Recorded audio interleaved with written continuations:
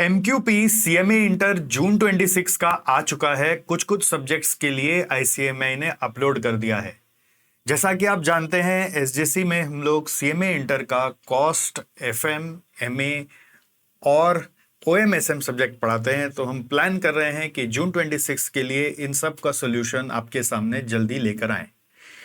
FMDA के लिए मैं आपको आज मिलवाना चाहता हूं एक बहुत ही बेहतरीन फैकल्टी से, जिनको समझ लीजिए कि भगवान ने हमारे साथ जोड़ा है आप लोगों के प्रोग्रेस के लिए।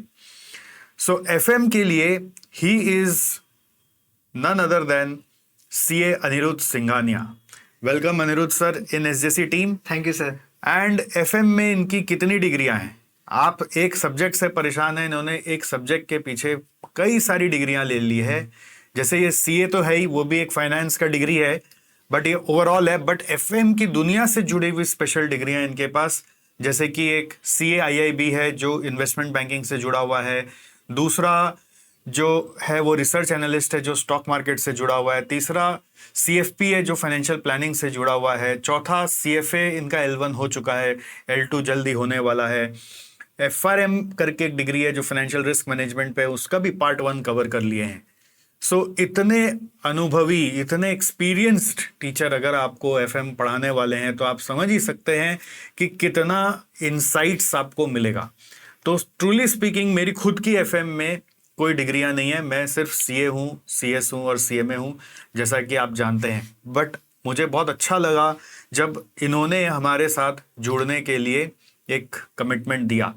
ऑब्जेक्टिव सिर्फ यही है कि कैसे हम दोनों मिलकर CMA के स्टूडेंट्स में एक प्रोग्रेस ला सकें इस कम्युनिटी में, और कितना हम लोग नर्चरिंग कर सकें जिससे कि आप लोग एक सक्सेसफुल प्रोफेशनल बने। So welcome Anirudh sir. Thank you sir. थोड़ा कुछ बताइए, आपको कैसा लग रहा है अभी तक का जो जर्नी आप हमारे साथ बैकएंड में कवर किए हैं उसको लेकर? डेफिनेटली सर, बहुत अच्छा लग रहा है। एंड जैसा कि हम हमेशा से बात करते हैं कि टीचिंग जो कितना नोबल प्रोफेशन है, उसके संग जुड़ के स्टूडेंट्स की हेल्प करके और उस पर काम करके सब बहुत ही सेटिस्फाइंग फीलिंग है। एंड हमारा टारगेट यही रहेगा सर हमेशा कि कैसे अपने स्टूडेंट्स की प्रोग्रेस के लिए और काम कर सके और उनको बेहतर बना सके सर। यस गाइस, हम लोग बातें बहुत सारी करेंगे और इवेंचुअली करते ही रहेंगे आपके साथ, लेकिन आज जो समय आपका मैंने लिया है वो लिया है FMDA का MQP सॉल्व करने के लिए। सो अनिरुद्ध सर आपको पूरा ये पेपर सॉल्व कराने वाले हैं। इस पेपर के बारे में थोड़ा आप बताइए, क्या आपको देख के लगा और क्यों स्टूडेंट को ये सॉल्व करना जरूरी है? सर, मॉक टेस्ट सॉल्व करना हमेशा जरूरी रहता है ताकि वो कॉन्फिडेंस आ सके एग्जाम्स के पहले। हम पढ़ रहे बहुत है सर, क्वेश्चंस कर रहे हैं, क्लासेस कर रहे हैं, लेकिन हम कहाँ पे पहुंचे उसका एक ट्रू इवैल्यूएशन हो जाता है अगर अपने मॉक टेस्ट सॉल्व कर ले। तो ये MQP ICMI ने बहुत अच्छा रिलीज किया है, जिसमें काफी सारे क्वेश्चन उनके वर्कबुक से भी है, मटेरियल से भी है, लेकिन कुछ नए क्वेश्चन भी स्टूडेंट्स को मिलेंगे, तो वो भी मैं कवर करने वाला हूँ सर आज। यस। सो बहुत बार स्टूडेंट्स को ये लगता है कि मॉडल क्वेश्चन पेपर से एग्जाम में कुछ आता नहीं है इसलिए इसको मत करो। ऐसा कोई थ्योरी नहीं है। पॉइंट इज आपको उनके कॉन्सेप्ट्स रिवाइज करने हैं, पेपर पैटर्न से यूज्ड टू होना है, और जो आता है अगर आपको वो भी आपसे हो रहा है कि नहीं वो आपको दिखना है। 100%। सो चलिए अनिरुद्ध सर, अब मैं निकलता हूं, आप फटाफट इनको पढ़ाइए और हम लोग फिर वापस दूसरे किसी वीडियो में जरूर मिलेंगे और फिर बातें करेंगे। Done sir. चलिए। तो चलिए फ्रेंड्स, अपने स्टार्ट करते हैं CMA इंटर FMDA आपका पेपर 11 का एक शानदार discussion of your model question paper जो रिलीज हो चुका है जून 26 एग्जाम्स के लिए सेट 1। एंड मैं आपको बता दूं बहुत ही शानदार आज का डिस्कशन रहने वाला है। मैंने आपके लिए हैंड रिटन सॉल्यूशंस प्रिपेयर किया आपके सारे प्रैक्टिकल क्वेश्चंस का, एंड वो आपको मिल जाएगा नीचे डिस्क्रिप्शन बॉक्स में, एक लिंक दिया रहेगा, वहां से आप इजीली इसको डाउनलोड कर सकते हैं। मैं बता दूं ओवरऑल पेपर कैसा था। पेपर रियली बहुत सिंपल था। काफी सारे क्वेश्चंस आपको आपके इंस्टीट्यूट के मटेरियल में मिल जाएंगे या वर्कबुक में मिल जाएंगे, लेकिन कुछ क्वेश्चंस थोड़े नए भी थे तो उनको भी अपने डिस्कस करते हुए चलेंगे। और कहीं पे भी आपको कोई लगे कि सर इसका कोई एम्बिग्यूटी है, कोई दो आंसर हो सकता है, उन सारी चीजों को मैं क्लियर कर दूंगा इस वीडियो में, ठीक है ना। तो बहुत ही अच्छा प्रैक्टिस सेशन ये रहने वाला है। आज स्टार्ट करते हैं MCQ से। फटाफट से स्टार्ट करेंगे, एकदम फोकस चाहिए आपका, ठीक है ना, तो मजा आएगा पढ़ने में भी और पढ़ाने में भी। Done. Choose the correct option. चारों ऑप्शन में आपको आंसर निकालना है एमसीक्यू का, फटाफट से आ जाओ। How long it will take ₹60,000 to double at a compound rate of 12% per annum. बड़ा ही सिंपल क्वेश्चन है सर, डबलिंग की बात कर रहा है। मेरे अपने को मालूम है क्या, रूल ऑफ 72। रूल ऑफ 72 क्या बोलता है, how fast anything doubles, how soon anything doubles. That is sir 72 से अगर आपने डिवाइड कर दे 12% का रेट को, तो अपने को मिल जाएगा 6 ईयर्स। यानी 6 ईयर्स में 12% के हिसाब से अगर आप कंपाउंडिंग करते हो तो आपके पैसे डबल हो जाएंगे, तो आपके पैसे डबल हो जाएंगे। सो आंसर इज, रेड से मार्क कर रहा हूं, 6 ईयर्स। ठीक है, नेक्स्ट क्वेश्चन में आ जाओ। Relationship between annual effective interest rate, annual effective rate of interest and annual nominal rate of interest if the frequency of compounding is more than 1। आपको बोल रहा है कि सर अगर आपका annual effective rate of interest और annual nominal rate of interest में क्या अंतर रह जाएगा अगर फ्रीक्वेंसी ऑफ कंपाउंडिंग एक बार से ज्यादा है। नॉर्मली अपने क्या समझते हैं, आप कहीं पे मान लो सिंपल फिक्स डिपॉजिट में जाके 1 लाख रुपए इन्वेस्ट करते हो at the rate of 7% per annum, तो मतलब क्या होता है कि 1 साल बाद अपने को 1,07,000 रुपए उसकी वैल्यू हो जाएगी। तो कितनी बार कंपाउंडिंग हुई सर, एक ही बार कंपाउंडिंग हुई, 1 लाख पे 7% आपने लोड किया। लेकिन अगर कंपाउंडिंग की फ्रीक्वेंसी बढ़ जाए, अगर ये पूरा साल है, कोई बोलता है आपको कि यहाँ पे यार क्वार्टरली कंपाउंडिंग होगा, मतलब हर 3 महीने में कंपाउंडिंग होगा, यानी हर क्वार्टर कंपाउंड होगा, तो यहां से यहां एक बार कंपाउंड, एक और बार कंपाउंडिंग, एक और बार कंपाउंडिंग, एंड ऐसे आपका अल्टीमेटली टोटल 4 बार कंपाउंडिंग का मौका मिलने वाला है। तो इससे क्या होता है मालूम है, आपका इफेक्टिव रेट ना बढ़ जाता है, आपका इफेक्टिव रेट बढ़ के आता है। ट्राई करके देखना, बड़ा सिंपल है, समझ में आ गई बात। तो सर आपका आंसर क्या बनेगा sir, effective rate of interest will be more than the nominal rate. बड़ा सिंपल एंड लॉजिकल बात कर रहे हैं, ठीक है ना। आगे बढ़े, यस सर आगे बढ़ते हैं। Risk of 2 securities having different expected return can be compared with, risk of 2 securities having different expected return can be compared with. बड़ा सिंपल क्वेश्चन है, कोएफिशिएंट ऑफ वेरिएशन। इस टाइप के क्वेश्चन ना आपको आपके एमसीक्यू बैंक में भी मिल जाएंगे। कहां पे मिल जाएंगे सर, आपके एमसीक्यू बैंक जो आईसीएमआई रिलीज करता है वहां से भी आपको मिल जाएगा, तो उसको भी चेकआउट करना। सिमिलर सा क्वेश्चन आप पाओगे, ठीक है। Prime duty of a merchant banker is, merchant banker का प्राइम ड्यूटी क्या है, बड़ा सिंपल क्वेश्चन है, हमेशा देखना। अगर कभी भी एमसीक्यू सॉल्व करूं ना, एक आधा ट्रिक्स बताता हूं आपको अगर आंसर मालूम है तब तो बहुत ही बढ़िया बात है, तब तो सीधा टिक किया आगे बढ़ गया। If you don't know the answer then go for the process of elimination. यार मेरे को पता है ये नहीं हो सकता, लोन टू क्लाइंट्स ऑब्वियसली नहीं हो सकता, तो मेरे एटलीस्ट 2 ऑप्शन तो कटे।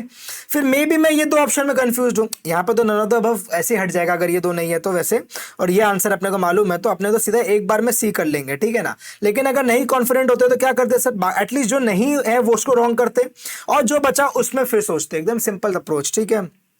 हाँ बोलेंगे, यस यस सर हम समझ रहे हैं, डन है, आगे बढ़ो। The term short selling means, short selling का मतलब क्या होता है, शॉर्ट सेलिंग का मतलब होता है selling of shares without owning them. Sir मैं ओन नहीं करता शेयर्स को फिर भी मैं बेच देता हूं, उसको शॉर्ट सेलिंग कहा जाता है। मैं एक्सपेक्ट कर रहा हूं कि शेयर की प्राइस फ्यूचर में घट जाएगी एंड देन मैं क्या करूंगा, उस समय उस शेयर को खरीद लूंगा कम दाम में, मेरा बेचा हुआ है वो हायर दाम में, yes that means the differential is my gain. समझ में आई आपको शॉर्ट सेलिंग की concept, yes. Inventory turnover measures the relationship of inventory with what, किसके संग करता है सर, बड़ा सिंपल है, कॉस्ट ऑफ गुड्स सोल्ड के संग करता है। इजी लग रहा है क्वेश्चंस, यस। मैं बता दूं 2-2 मार्क्स के लिए ना आपके लिए एकदम गिफ्ट है, ये आईसीएमआई की तरफ से एकदम गिफ्ट है कि सर आराम से आपको 2-2 मार्क्स मिलेंगे। एंड एमसीक्यूज में किसी का स्ट्रेंथ बन गया, किसी ने 25+ स्कोर कर लिया तो भैया वो पेपर तो 100% स्टूडेंट पास कर रहा है। In the dividend yield ratio the denominator is, मैंने आपको हमेशा बोला है यील्ड का मतलब कभी भी क्या होता है, प्राइस, तो सर डिनोमिनेटर इज हमेशा प्राइस। इजी क्वेश्चन है। In case of GDR issue the invitation to participate in the issue can not be extended to dash US investors. US में कौन से इन्वेस्टर्स को पार्टिसिपेशन के लिए नहीं कहा जाता है, ये आपको बुक में मिल जाएगा, इसका आंसर होगा रिटेल। सर रिटेल इन्वेस्टर्स को नहीं बोला जाता है कि आपको यहाँ पे जीडीआर इश्यू में पार्टिसिपेट नहीं करना है रिटेल इन्वेस्टर्स के लिए, ठीक है ना। बाकी इंस्टीट्यूशन इन्वेस्टर्स, प्राइवेट इक्विटी वाले कर सकते हैं। नेक्स्ट थोड़ा सा स्लाइटली, अभी तक में सबसे बेटर क्वेश्चन ये है, क्या बोलता है क्वेश्चन 9 देखते हैं क्विकली। सर क्वेश्चन 9 बोलता है कि आप MJ limited has issued 5000 10% debentures of ₹100 each. 5000 10% debentures of ₹100 each MJ limited ने इशू किया। इन्फ्लेशन का रेट दिया है 6%।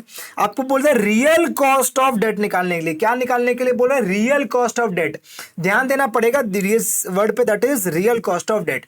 सिंपल से आपको ये कंसेप्ट मालूम होना चाहिए सर, रियल रेट, अपने बोलते हैं ना रियल जीडीपी नॉमिनल जीडीपी, आखिर होता क्या है जी sir, real rate plus inflation, real rate plus inflation is equals to nominal rate. समझ में आया आपको? Real plus inflation is nominal, समझ में एकदम सिंपल। लेकिन जब बात परसेंटेज टर्म्स में है तब क्या होता है, अल्टीमेटली आपको ध्यान देना चाहिए। जब बात सारे परसेंटेज में चल रहे हैं, तो थोड़ा सा ध्यान देंगे एक बार क्विकली। सर आपका रियल रेट और आपका क्वेश्चन में दिया हुआ है इन्फ्लेशन का रेट दिया हुआ है और आपको नॉमिनल दिया हुआ है, 10% आपको केडी ऑलरेडी दे दिया। तो आपके पास नॉमिनल एंड इन्फ्लेशन है, आपको निकालना क्या, रियल रेट निकालना है। तो सर मैं बोल सकता हूँ real cost of debt is nothing but 1.10 divided by 1.06 minus 1। इसको सॉल्व करेंगे तो आंसर क्या आएगा, 1.1 डिवाइडेड बाय 1.06 माइनस 3.77। आंसर आ गया 3.77। अल्टीमेटली हो क्या रहा है सर, ये -1 अगर मैं इधर रख देता तो 1 प्लस रियल रेट, इसको मल्टीप्लाई करता किससे, इन्फ्लेशन से, तो मेरे को मिल जाता क्या, आपका नॉमिनल रेट। आपको मिल जाता क्या, आपका नॉमिनल रेट। तो बड़ा सिंपल है, जो मैंने बताया वही है sir. Ultimately real plus inflation is nominal. Obviously चीजें परसेंटेज में है तो अपने डायरेक्टली ऐड नहीं कर सकते, तो अपने मल्टीप्लाई करके लिखते हैं। इतना आपको समझने का दरकार है, ठीक है ना। अपने को थोड़ा सा यहाँ पे ध्यान देना है कि कैसे चीजों को सॉल्व किया जाता है। सर रियल रेट पे आपने मल्टीप्लाई किया किसको, इन्फ्लेशन का। इन्फ्लेशन को मल्टीप्लाई करोगे 1 पॉइंट समथिंग को मल्टीप्लाई करोगे 1.06 से तो 1.1 आता है। सिंपल सी बात है। हाँ बोलेंगे, यस यस सर एकदम क्लियर, टन टन टन टन क्लियर बात है।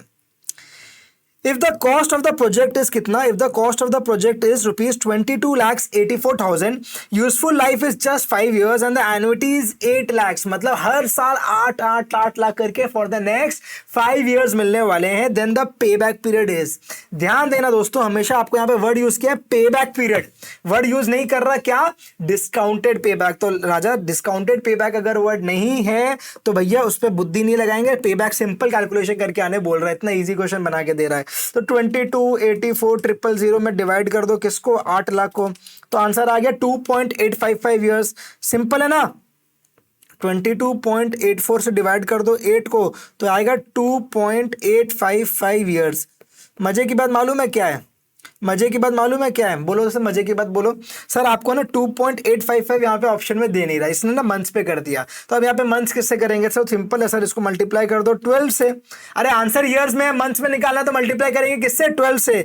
तो ये किससे आएगा राजा, ये आएगा 34.26 मंथ्स, ये आएगा 34.26 मंथ्स। सर कितना बना ये, सर 2 साल बना 24 महीने और बना 2 साल 24 मतलब 24 महीने और 2 साल प्लस 10 महीने और कुछ 0.26 और आ गया सर। तो यहाँ पे आंसर 2 साल 10 महीने से थोड़ा ज्यादा है, 2 साल 10 महीने से थोड़ा ज्यादा है। लेकिन मजे की बात है ऐसा ऑप्शन है नहीं, तो आपको नियरेस्ट ऑप्शन जो लेना पड़ेगा that is 2 years and 11 months, इसको चूज करना चाहिए। समझ में आई क्या, यस बोलेंगे। आपका ना एमक्यूपी के आईसीएमआई के आंसर्स डायरेक्टली नहीं आते हैं, आपको सिर्फ क्वेश्चंस मिलता है, तो आपको थोड़ा खुद से मेहनत करनी पड़ेगी। वो मेहनत आपको ना करना पड़े इसलिए मैं ये वीडियो लेके आया। आपका ऑब्जेक्टिव ये नहीं है कि सिर्फ ब्लाइंडली आके वीडियो देखना स्टार्ट कर दे, नहीं ऐसा नहीं करना चाहिए। खुद से पहले ट्राई करिए, सॉल्व करिए, कहीं फंसे तो आके वीडियो देखे, तो आके हेल्प लेना, ठीक है ना। डन है क्या, आप अपने आप को इंप्रूव करने के हिसाब से पढ़ाई करिए, समझ में आ रही है, yes. Next, evaluation of capital budgeting proposals is based on cash flows because क्या, sir cash flows are easy to calculate, ऐसा हो सकता है। Cash flows are suggested by SEBI, ऐसा थोड़ी ना है, आरबीआई ऐसा थोड़ी ना है, इजी टू कैलकुलेट लॉजिक थोड़ी ना हुआ। तो मतलब cash is more important than profit. Sir profit बढ़ाने का तो अपने को मालूम है क्या है, प्रॉफिट बुक्स में कैसे बढ़ाया जाता है, नहीं बढ़ाया जाता है।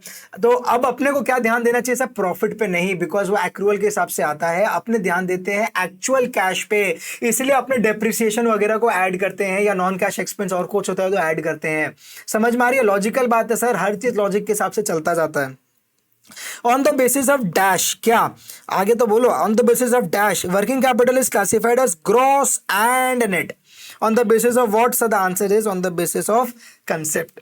On the basis of time कब होता है पता है, on the basis of time होता है वो परमानेंट एंड टेम्पररी जब होता है तब, परमानेंट एंड टेम्पररी होता है तब ही होता है on the basis of time. यहाँ पे वो चीज नहीं है सर, आपको बोल दिया gross working capital, net working capital, ये on the basis of concept या वैल्यू भी हो सकता है, ठीक है। एग्जाम में अगर क्वेश्चन में वर्ड चेंज हो तो ध्यान देना। नेक्स्ट आ जाओ, if the annual demand of raw material is 40,000 units, annual demand यानी ए का वैल्यू आपको दे दिया 2 × 40,000 दे रहा है। कुछ समझ में आ रहा है क्या हिंट? मैंने जानबूझ के एक बार में स्टार्ट कर दिया ताकि आप लोग फास्ट बन सको। द प्राइस पर यूनिट 2 है, ठीक है। ऑर्डरिंग कॉस्ट ओ का वैल्यू दे दिया ₹1000। अच्छा ठीक है। उसके बाद सर डिनोमिनेटर के लिए हमें क्या चाहिए होता है? सी यानी कैरिंग। यस बोलेंगे? हाँ भैया हाँ। द कैरिंग कॉस्ट का परसेंटेज दे दिया 10% यानी 2 × 10%। गाइज इसको सॉल्व करके बताएंगे कितना आ रहा है। 2 × 40,000 × 1000 डिवाइडेड बाय 0.2, ये जो आया उसको करेंगे रूट, तो ये आ गया सर 20,000। Very good. आपका EOQ आ गया, आपका इकोनॉमिक ऑर्डर क्वांटिटी बेसिकली आ गया 20,000। मतलब हर बार आपको 20,000 यूनिट करके ऑर्डर करना चाहिए। हर बार कितना ऑर्डर करना चाहिए? बेस्ट क्या आपके लिए? 20,000 यूनिट्स का। नेक्स्ट नंबर ऑफ ऑर्डर्स पूछ रहा है। गाइस ध्यान देंगे क्वेश्चन की रिक्वायरमेंट क्या है।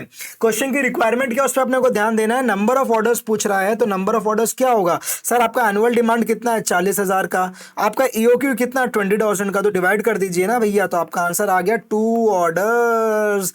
सच अ सिंपल थिंग। कोई दिक्कत है क्या?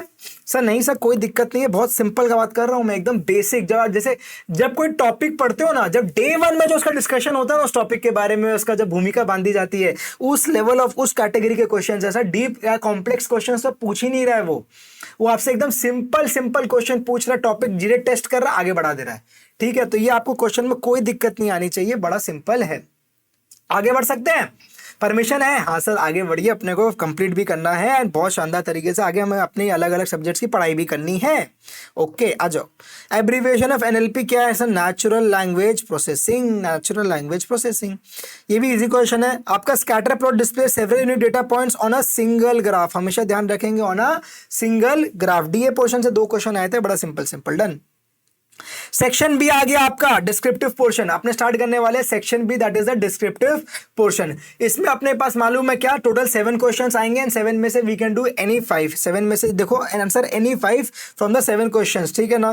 तो अपने को पता 2 एक्स्ट्रा ऑप्शन मिलते हैं आपको। टोटल 98 मार्क्स का क्वेश्चन आता है डिस्क्रिप्टिव एंड 30 मार्क्स MCQ, यानी 128 मार्क्स का पेपर है। आपको उसमें से 100 मार्क्स का अटेम्प्ट करना है गाइस। आपको कितना सारा ऑप्शन दे रहा है इंस्टीट्यूट, बहुत आपके लिए बहुत हेल्पफुल तरीके से पेपर बना रहा है। डन है क्या? यस। अब आ जाओ मेरे संग। सबसे पहले DA पोर्शन का कुछ क्वेश्चन या थ्योरी पोर्शन देख लेते हैं quickly. Distinguish between primary market and secondary market in the context of capital market. Sir ये आपका FM का ही थ्योरी है, क्या है? Primary market and secondary market के बीच में आपको डिफरेंस बोल रहा था। ICMI मैट का ना मैंने यहाँ पे रेफरेंसिंग आपको दे दिया है, आपको स्टडी मटेरियल का रेफरेंसिंग यहाँ पे दे दिया है, वहां से भी आप उसको हेल्प ले सकते हो। साथ ही साथ मैं क्या करूंगा, ये जो PDF में जिसकी बात कर रहा था स्टार्टिंग में वीडियो की, ये जो PDF है जिसमें हैंड रिटन सारे सोल्यूशन है, देख रहे हो सर, ये पूरा PDF आपको मिल जाएगा नीचे लिंक से। एंड इसी में मैं सोच रहा हूँ अटैच कर दूंगा ये आपके थ्योरी क्वेश्चन के आंसर्स भी। तो थ्योरी क्वेश्चन के वो पेजेस है ना, मैं नीचे अटैच कर दूंगा, तो आके आपको एक ही PDF में सारा काम हो जाए। तो वो चीज आप वहां से मैनेज कर सकते हो, आपको बुक की दरकार पड़ेगी ही नहीं, ठीक है ना। नाउ देख लेते हैं क्विकली प्राइमरी और सेकेंडरी मार्केट के बीच का डिफरेंस यहाँ पे दिया हुआ है सर, आपका पेज नंबर 80 ऑफ ICMI मैट में दिया हुआ है। क्विकली सर आपका प्राइमरी मार्केट सेकेंडरी मार्केट में आपको बताओ एक लाइन में, सबसे पहले तो एक चीज थी आपको हमेशा ही ध्यान रहेगा सर, सेकेंडरी मार्केट मतलब क्या होता है सर? हमारा स्टॉक मार्केट। हमारा कौन सा मार्केट सर? हमारा शेयर मार्केट, शेयर बाजार, स्टॉक मार्केट, ये है हमारे क्या, ये हमारे हो गए सेकेंडरी मार्केट। समझ में आई क्या? ये क्या हो गया? ये हो गया हमारे सेकेंडरी मार्केट, ये हो गया हमारे secondary market. Then sir what is the primary market? What is the primary market? आपने सुना होगा एक वर्ड जिसका नाम है IPO, that is the initial public offering. That is what? That is the IPO, that is the initial public offering. Company क्या करती है सर, जब फर्स्ट टाइम लिस्टिंग कराने जाती है, जैसे अभी कुछ समय पहले या लास्ट ईयर आप देखोगे तो कितनी सारी कंपनीज का IPO आया था, लेंसकार्ट का आया था, सब फिजिक्स वाला का भी आया था, कितने सारे न्यू एज स्टार्टअप के IPOs आए थे। तो सर ये लोग क्या कर रहे थे सर, फर्स्ट टाइम पब्लिक से पैसे रेस करने के लिए जब आए, डायरेक्टली कंपनी पब्लिक से पैसे रेस कर रही है, then that happens in the primary market. But when the company has already raised capital from the public, now public is exchanging shares among itself, then it is done in the secondary market. यहाँ पे company का कोई लेना देना नहीं है, public आपस में ही, मैं शेयर बेच रहा हूँ, आप खरीद रहे, आप बेच रहे, मैं खरीद रहा हूँ, वही चल रहा है। कंपनी को पता है कि हाँ पब्लिक के पास है, बस सिंपल सी बात है। डन है क्या? ये मोटा डिफरेंस है, मालूम है। इसके ही अंदर बाकी सारे डिफरेंस के पॉइंट निकाले हुए हैं, इसमें से ही सारे डिफरेंस के पॉइंट्स निकाले हुए। सोच सोच कर आप खुद भी ट्राई करोगे तो निकलेगा। सर क्या नेचर है, जो मैंने आपको नेचर समझाया अभी इतना देर, वो नेचर हो गया। सेल या परचेस कैसे होता है, देखो securities are acquired from issuing companies themselves, यहाँ पे sold by investors without involvement of the company, जो मैंने बोला। नेचर ऑफ फाइनेंसिंग क्या है, it provides funds to new enterprises also for expansion, क्या चीज के लिए लोग यूज कर सकते हैं। It does not supply any additional funds to the company, because मैं और आप आपस में कर रहे हैं। लिक्विडिटी कहाँ बेसी होगी सर, यहाँ पे लिक्विडिटी बेसी होगी, यहाँ पे लिक्विडिटी कुछ नहीं है। Do not lend any liquidity to the securities, यहाँ पे क्या चीज की लिक्विडिटी, यार आप अपने शेयर जाके थे ना कंपनी को बोलोगे भाई कंपनी वापस ले, ऐसा नहीं होता है सर। आपको यहाँ पे प्राइमरी मार्केट में शेयर मिल गए, वो आपके पास हो गए, यहाँ पे लिक्विडिटी की कोई चर्चा ही नहीं है। सेकेंडरी मार्केट ऑब्वियसली लिक्विड है, आप वहाँ पर आराम से खरीद बेच कर सकते हैं। ऑर्गेनाइजेशनल डिफरेंस, रिक्वायरमेंट, वॉल्यूम, यहाँ पे देखो वॉल्यूम यहाँ पे लो है, यहाँ पे हाई होगा सर। ये नया कैपिटल के लिए होता है, ये मेंटेनेंस ऑफ कैपिटल के लिए होता है। इजी पॉइंट्स है। यस आप लोग को ये ना पॉइंट लिखना पड़ेगा, 7 मार्क के लिए आया है राजा। 7 मार्क के लिए पॉइंट गिनोगे, 1 2 3 4 5 6 7, तो उसको पता था कि 7 डिफरेंस बुक में दिए हुए, इसलिए 7 मार्क्स का क्वेश्चन उसने बना के दिया है।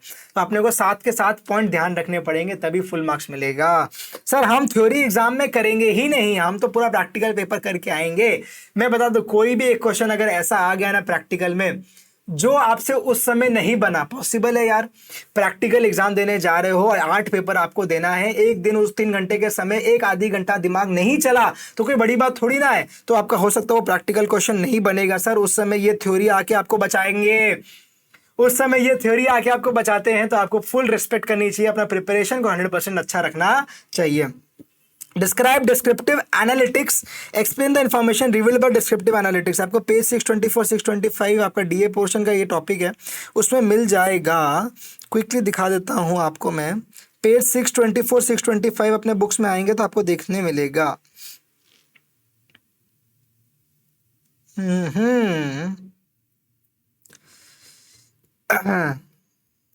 आ जाओ फटाफट से, आ जाओ मेरे साथ साथ। बड़ा सिंपल है, डायरेक्ट क्वेश्चन। आपको मालूम सबसे खास बात क्या है, आपको क्वेश्चन दे रहा है direct, how does descriptive analysis work, what are descriptive analysis. देख लो डायरेक्ट क्वेश्चन है। मैं ये सारे क्वेश्चंस आपको दे दूंगा, नीचे आपको पीडीएफ के नीचे दे दूंगा, तो आप जहां से लिंक से डाउनलोड करोगे वहां पे मिल जाएंगे आपको सारे आंसर्स, ठीक है ना। तो यहाँ से आप ये सारे आंसर्स लिख सकते हो। और अगला क्वेश्चन है, बोल रहा है स्टेप्स के बारे में। देखो क्या बोल रहा है, एक्सप्लेन द इन्फॉर्मेशन रिवील्ड। अच्छा रुक जाओ, explain the information revealed by the descriptive analytics. An organisation use descriptive analytics क्यों regularly in day to day operations, examples क्या है, वगैरह वगैरह बहुत सारी चीजें दी हुई है। आप यहाँ से आराम से इसको पढ़ सकते हो, मैं आपको दे दूंगा आंसर नीचे, ठीक है ना। तो ये थ्योरेटिकल होगा, ऑब्वियसली ये आपको याद रखना पड़ेगा राजा, तो ही आप इसको सही से कर पाओगे एग्जाम में, ठीक है ना। तो थोड़ा एफर्ट अपने को लेना पड़ेगा, अपने को अगर बहुत अच्छा प्रिपरेशन रखना है, अपने को मैक्सिमम मार्क्स टारगेट करने चाहिए। ये बहुत ही इजी पेपर है एफएमडीए का, आपका सच बता रहा हूँ, आपका पूरा करिकुलम का सबसे इजी पेपर एफएमडीए है। बड़ा सिंपल है, अगर आपने समझ लिया चीजों को तो ऐसे ऐसे क्वेश्चन सॉल्व हो जाते हैं, ठीक है ना। आ जाओ next, question 3A। Question 3A आ गया आपका डिस्क्रिप्टिव का प्रैक्टिकल क्वेश्चन आ गया, एफएम पोर्शन से आपको आएगा मजा आप करने में। Capital structure of x limited दिया हुआ है, नीचे क्या दिया हुआ है, capital structure of x limited ध्यान से देखेंगे। इक्विटी दिया हुआ है 12% प्रेफरेंस, 15% डिबेंचर, 16% का loan and profit after tax at the rate 40%। राजा इसका मतलब क्या है sir, tax rate is 40%, tax rate is 40%। Proposed equity dividend is 20%. Dividend as a percentage is always on its face value. Is always on its face value. निकालना क्या है, निकालना ICR, preference dividend coverage ratio, equity dividend coverage ratio. तो आपको coverage ratios वगैरह निकालने के लिए क्वेश्चन बोल रहा है। इजी है, इजी है। तो प्रेफरेंस डिविडेंड कवरेज रेशियो वगैरह निकालने बोल रहा, बड़ा सिंपल रेशियोज मांगा आपसे, तीनों कवरेज रेशियो एक साथ एक ही क्वेश्चन में मांग लिया, बस इतना सा क्वेश्चन के लिए 7 मार्क आपको दे रहा है। आप मुझे बताओ करेंगे कैसे इस क्वेश्चन को, करेंगे कैसे सर। कवरेज रेशियो निकालने के लिए क्या चाहिए, EBIT. Oh my God, EBIT question में ही नहीं दिया है। Oh my God, EBIT question में दिया हुआ ही नहीं है, तो कैसे करेंगे राजा। ध्यान दोगे, आपको प्रॉफिट आफ्टर टैक्स दिया हुआ है 40%। आपको अगर प्रॉफिट आफ्टर टैक्स दिया हुआ है 40%, आप उसको यूज करके आराम से निकाल सकते हो, आप उसको यूज कर सकते हो और आराम से अपने कैलकुलेशंस कर सकते हो। हाँ या ना में बोलो यार, हाँ सर, आराम से अपने को दिया हुआ अगर पैट 40% का, तो अपने ये 40% का पैट से स्टार्ट करेंगे। टैक्स रेट मालूम है कितना, 40% जो आपको बोल रहा हूं मैं कब से, तो 12 हो गया। ये आपका कितना, 12 लाख का पैट है। x minus 40% of x is 12 lakh. Obviously profit before tax में से टैक्स लेस करते हो तो आता है। आओ मैं दिखाता हूं सर, ये तो आपको मालूम था, 12 लाख। ये अगर 20 होगा, इसका 40% इज 8, मैं बोलूं x माइनस 40% ऑफ x करोगे तो ये कितना आएगा सर, आपको आएगा ये 12 लाख। तो x कितना हुआ सर, x हो गया सर 20। तो सर टैक्स कितना हुआ, बिक्स का 40% यार 8 रुपया, यानी 8 लाख रुपया, रुपीज इन लाख। ये आपका क्वेश्चन है रुपीज इन लाख में। इजी है क्या? हाँ इजी है ना। हाँ सर ये तो बड़ा सिंपल सा लग रहा है, अभी तक कोई दिक्कत की बात एज सच हमें लग नहीं रही। तो सर सिंपल है, आपको 12 लाख दिया हुआ है, टैक्स इसमें से निकालोगे 8 लाख का, एंड आपका 20 लाख का ईबीटी आ गया। यहां तक एकदम इजी है, मैं सच बोल रहा हूँ, कुछ भी कॉम्प्लेक्सिटी नहीं है, सिंपल मैथमेटिक्स चल रहा है। ठीक है, नाउ व्हाट इज नेक्स्ट, आपको मालूम होना चाहिए यहाँ पे क्या आता है सर, इंटरेस्ट। इंटरेस्ट के लिए ना 2 कंपोनेंट है आपके पास, ध्यान देंगे। बच्चा क्या गलती करता है सर, वो क्या करता है मालूम है आपको, वो सिर्फ डिवेंचर या फिर सिर्फ लोन में एक चीज का ही इंटरेस्ट कैलकुलेट करके छोड़ देगा। अरे क्यों भला, आपको दिया हुआ है ना जब दोनों, तो दोनों के ही इंटरेस्ट आएंगे, तो दोनों का इंटरेस्ट निकालना पड़ेगा। 15% डिवेंचर है एंड 16% लॉन्ग टर्म लोन, मतलब आपको 16 लाख पे 15% एंड 14 लाख पर 16%, ये दोनों निकालेंगे एंड आपको मिल जाएगा 2.4 लाख एंड 2.24 लाख का इंटरेस्ट। आपको ईबीआईटी अल्टीमेटली मिल जाएगा। पूरा क्वेश्चन हमने बैक कैलकुलेशन से सॉल्व कर लिया, और साथ ही साथ प्रेफरेंस डिविडेंड का फिगर भी मिल जाएगा। यहाँ पे 12% निकालोगे 20 लाख का एंड प्रेफरेंस डिविडेंड आ जाएगा फटाफट से। कितना आया सर, 2.4 लाख का प्रेफरेंस डिविडेंड भी हमने कैलकुलेट कर लिया। इजी है क्या? हाँ सर यहाँ तक तो बड़ा सिंपल जा रहा है। 2.4 लाख का प्रेफरेंस डिविडेंड आ गया, आफेश आ गया, या फिर earnings available for my equity share holders, that is how much, that is 9.6 lakh. यहाँ पे फोकस चाहिए, यहाँ पे देखेंगे स्क्रीन पे एकदम ध्यान से। नेक्स्ट अभी सबसे इंपॉर्टेंट चीज आ रहा है, सर मैंने कितना सुंदर तरीके से आपके लिए बनाया है।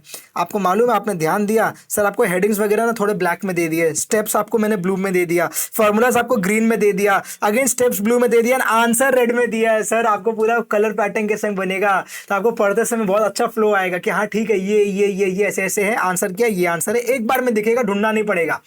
तो पूरा चीज को ध्यान रखते हुए आपकी ईज के लिए पूरा बनाया गया, ठीक है ना।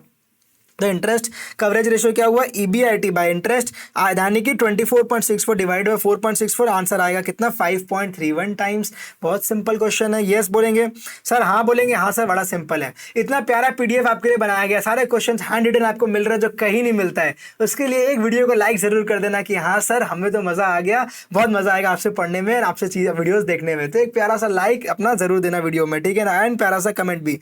डन, आ जाओ। ईबीआईटी अपॉन इंटरेस्ट, हमेशा ध्यान रखना सब फॉर्मूला लिखना है कि नहीं लिखना है। बच्चों के मन में हमेशा ये चीज घूमता रहता है कि सर एग्जाम में फॉर्मूला लिखूं कि नहीं लिखूं। मैं देख रहा हूं, मैं ट्राई कर रहा हूं आपको जहां जहां दिक्कत होती है ना, वो एस्पेक्ट्स को कवर करने की। मेरा ऑब्जेक्टिव ये नहीं रहता कि जो बताना बता के निकल गया, नहीं यार, अपने को अल्टीमेटली एग्जाम क्लियर भी करना है, ठीक है ना। तो यार देखो, फॉर्मूला लिखना चाहिए। आप किसी भी ऑल इंडिया रैंकर वगैरह की कॉपी उठा के देखते हो, जिसने अच्छा परफॉर्म किया उसकी कॉपीज देखोगे ना, आपको समझ में आएगा यार फॉर्मूला लिखना हमेशा चाहिए। उसने भी फॉर्मूला लिखे हैं, बट क्या इंस्टीट्यूट फॉर्मूला पे डायरेक्ट मार्क्स दे रहा है? यार डायरेक्ट मार्क्स फॉर्मूला पे कुछ नहीं है कि फॉर्मूला लिखा तो आधा आधा नंबर दे दिया, ऐसा तो ना होता है, वो चीज नहीं है। बट आप कैसे सम को सॉल्व करोगे? फॉर्मूला नहीं लिखोगे तो क्या लिखोगे, interest coverage ratio is equal to this by this is equal to this, the answer. ये भी तो नहीं कर सकते ना, फिर आपको लिखना पड़ेगा कि EBIT is how much, it is 24.64, आपका interest is how much, 4.64, therefore ICR is how much, 24.64 by 4.64। मेहनत बेसी होगा। मैंने बोला डायरेक्टली फॉर्मूला लिखो, यहाँ पे पुट करो तो सबको समझ में आ जाएगा, इसका मतलब ये, इसका मतलब ये। डन, क्लियर है कि आंसर आया 5.31 टाइम्स, ठीक है। कैलकुलेशन की जिम्मेदारी आपकी, आपको सारे कैलकुलेशंस खुद से क्रॉस चेक करते रहने हैं, ठीक है ना। Next, preference dividend coverage ratio, again pad bye preference dividend. कैसे होता है सर कवरेज रेशियो का मतलब, हमेशा ध्यान रखना सर, ये अगर मेरा हाथ है, ये कवर किससे हो रहा है, ये रुमाल से, ये हाथ कवर हो गया, ये रुमाल से मेरा ये हाथ कवर हो गया, तो ये क्या, मेरा हाथ को कवर कौन कर रहा है, रुमाल, ठीक है ना। वैसे ही देखोगे इंटरेस्ट कवरेज रेशियो अगर है तो ये इंटरेस्ट को कवर कौन करता है, ईबीआईटी करता है। कैसे, देखो ये जो इंटरेस्ट है, इंटरेस्ट को कवर कौन कर रहा है, इसके ऊपर बैठा कौन है, ईबीआईटी, तो ईबीआईटी उसको कवर कर रहा है। प्रेफरेंस डिविडेंड को कवर कौन कर रहा है, उसके ऊपर कौन बैठा है, पैट। सर मेरा इक्विटी डिविडेंड को कवर कौन करेगा, अल्टीमेटली आफेश। तो उस तरीके से ये पूरा चीज बनाया हुआ है, तो इसका आंसर आएगा 5 टाइम्स। एंड इक्विटी डिविडेंड कैसे आएगा सर, हमेशा ध्यान रखना, मैंने क्या बोला था, 20% ऑफ 100, ये आ गया पर शेयर, ये आ गया dividend per share. Number of shares निकालने पड़ेंगे, तो 40 लाख डिवाइड बाय 100 इनटू जो पर शेयर का वैल्यू आया, या मैं बोलूं सिंपली 20% ऑफ 40 लाख करोगे तो भी वही चीज आएगा। अल्टीमेटली आप 100 को पहले डिवाइड कर रहे हो फिर मल्टीप्लाई करो, तो बात तो वही हो रहा है ना। तो आपका आंसर आएगा कितना सर 1.20 टाइम्स। इजी क्वेश्चन है, बस इतना सा करने के 7 नंबर दे रहा है जी, बस इतना सा करने के 7 नंबर दे रहा है वो जी। और बताओ क्या देगा वो आपको, सर मैं बता दूं बड़ा सिंपल है, आराम से पेपर सॉल्व होगा, मैं बता रहा हूं आपको। नेक्स्ट क्वेश्चन में आ जाओ, ये आपके वर्कबुक में मिल जाएगा आपको इस टाइप के क्वेश्चंस, ठीक है ना। क्या बोल रहा है क्वेश्चन, अगेन क्विकली देखते हैं, बहुत ज़्यादा टाइम नहीं लगाएंगे, बड़ा सिंपल क्वेश्चन है। From the following summary of cash account, summary of cash account of Y Limited for the year ended 31st March 25, calculate cash flow from operating activities using direct method and prepare cash flow statement। दो चीज ध्यान दे रहे हैं, हाँ आपको बोल रहा है पहले तो कैलकुलेट करो cash flow from operating activities using direct method, ध्यान देंगे एकदम इजी वाला मेथड, डायरेक्ट मेथड है बस, and prepare cash flow statement, दोनों चीज आपको बोल रहा है। तो sir cash flow statement prepare करेंगे तो cash flow from operating activity using direct method भी निकाल लेंगे साथ साथ, कोई दिक्कत की बात है नहीं। सारा क्वेश्चन में डेटा दिया हुआ है, बड़ा सिंपल, और आपको निकालना है। कैसे निकालोगे, आ जाओ दिखाते हैं। सर हमेशा हेडिंग से स्टार्ट करेंगे, प्यारा सा हेडिंग देंगे एंड क्वेश्चन स्टार्ट करेंगे। एग्जाम के लिए एक तो चीज बता रहा हूं, हमेशा ट्राई करना, ट्राई मत करना, यही करना क्या, आंसर इस तरीके से लिखने का, आंसर टू क्वेश्चन 3B, एकदम बीचों बीच बड़ा करके हेडिंग दोगे, ऐसा बीचों बीच बड़ा करके ऐसा हेडिंग दोगे एंड अकॉर्डिंगली आप स्टार्ट करोगे अपने आंसर को, ठीक है। आंसर टू क्वेश्चन 3B ऐसा बड़ा करके ऊपर देख लो, हेडिंग दोगे एंड देन अकॉर्डिंगली आप अपने आंसर को स्टार्ट करोगे। समझ में आया, मैंने ये ऐसा क्यों किया, बोला आपको करने, सर ये ज़रूरी है बिकॉज आपको ना एग्जामिनर को क्लियरली विजिबल कराना है कि भैया मैंने इस क्वेश्चन का यहाँ पे आंसर लिखा है, मैंने जो लिखा है वो सही है, मैंने अच्छे से प्रेजेंटेशन दी है, आई डिजर्व टू पास, तू मेरे को मार्क्स दे, मेरे को पास कर, मेरे को अगले स्टेप में जाना है, अपने CMA जर्नी के आगे नेक्स्ट स्टेज पे जाना है, फाइनलिस्ट बनना है। समझ में, आप ही को कन्विंस करना पड़ेगा उसको, समझ में आ रही है। उसके लिए आपके पास क्या तरीका है, आपका बस आंसर स्क्रिप्ट ही आपके पास है, उसमें आप जो लिखते हो वही आपका एसेट है भैया, वही से आपको नंबर मिलना, उसी से आप पास होगे, उसी से आप CMA बनोगे, ठीक है। आ जाओ, cash flow statement for the year 31 मार्च 25 दिया हेडिंग, पर्टिकुलर अमाउंट आ गया quickly, cash flow from operating activities से स्टार्ट कर रहे हैं। अब देखो सारा चीज़ें देख देख के यहाँ पे लिखा है बस, और कुछ दिमाग नहीं लगाया है। एक होता ना यार प्रैक्टिकल पेपर है, दिमाग लगा के सर ने सॉल्व किया, कुछ दिमाग क्यों लगाऊं मैं। क्वेश्चन में दिया हुआ है कैश सेल्स 12 लाख रुपया, कैश सेल्स 12 लाख रुपया, कलेक्शन फ्रॉम, अब मुझे ये मालूम होना चाहिए बस कि sir cash cell, trade receivables, trade commission कहाँ पे आएगा, या फिर सेल ऑफ इन्वेस्टमेंट, डिविडेंड वगैरह कहाँ आएगा, एंड मेरा बैंक लोन रिपेमेंट कहाँ आएगा, इतना ही मालूम होना चाहिए बस, क्लासिफिकेशन मालूम होना चाहिए। फिगर्स तो राजा वो खुद दे ही रहा है ना, फिगर्स तो वो खुद सामने से दे रहा है, अपने को तो बस क्लासिफिकेशन पता होना चाहिए, किसको मैं ऑपरेटिंग में डालूं, किसको मैं इन्वेस्टिंग में डालूं, किसको मैं फाइनेंसिंग में डालूं, एंड अकॉर्डिंगली सबको जोड़ जाड़ के आंसर निकालूंगा, ऐड करूंगा ओपनिंग बैलेंस को, और मेरा क्लोजिंग बैलेंस 10,48,000 एकदम टनाटन आ जाएगा, 10,48,000 एकदम मेरा आंसर आ जाएगा। कैसे किया, अगेन वापस, तो सबसे पहले कैश सेल्स लिया, उस पर मैंने ऐड किया कलेक्शन फ्रॉम ट्रेड रिसीवेबल्स, आपको सब चीज़ें यहाँ दिए हुए हैं, एक एक चीज़ को मैं दिखा के मैच नहीं करा रहा, सीधा यहाँ पे बोल रहा हूँ क्विकली, आ जाओ ध्यान से। हाँ, ट्रेड कमीशन रिसीव्ड आपको दिया हुआ कितना, 3,20,000 टोटल किया, आ गया। अब लेस करोगे कुछ कुछ, क्या सारे ऑपरेटिंग वाले आइटम्स जो खर्चे हैं आपके, कैश परचेज को लेस किया, पेमेंट टू ट्रेड पेबल्स को लेस किया, पेमेंट ऑफ रेंट को लेस किया, एडमिन एक्सपेंस कुछ तो लेस किया, आया 27,92,000।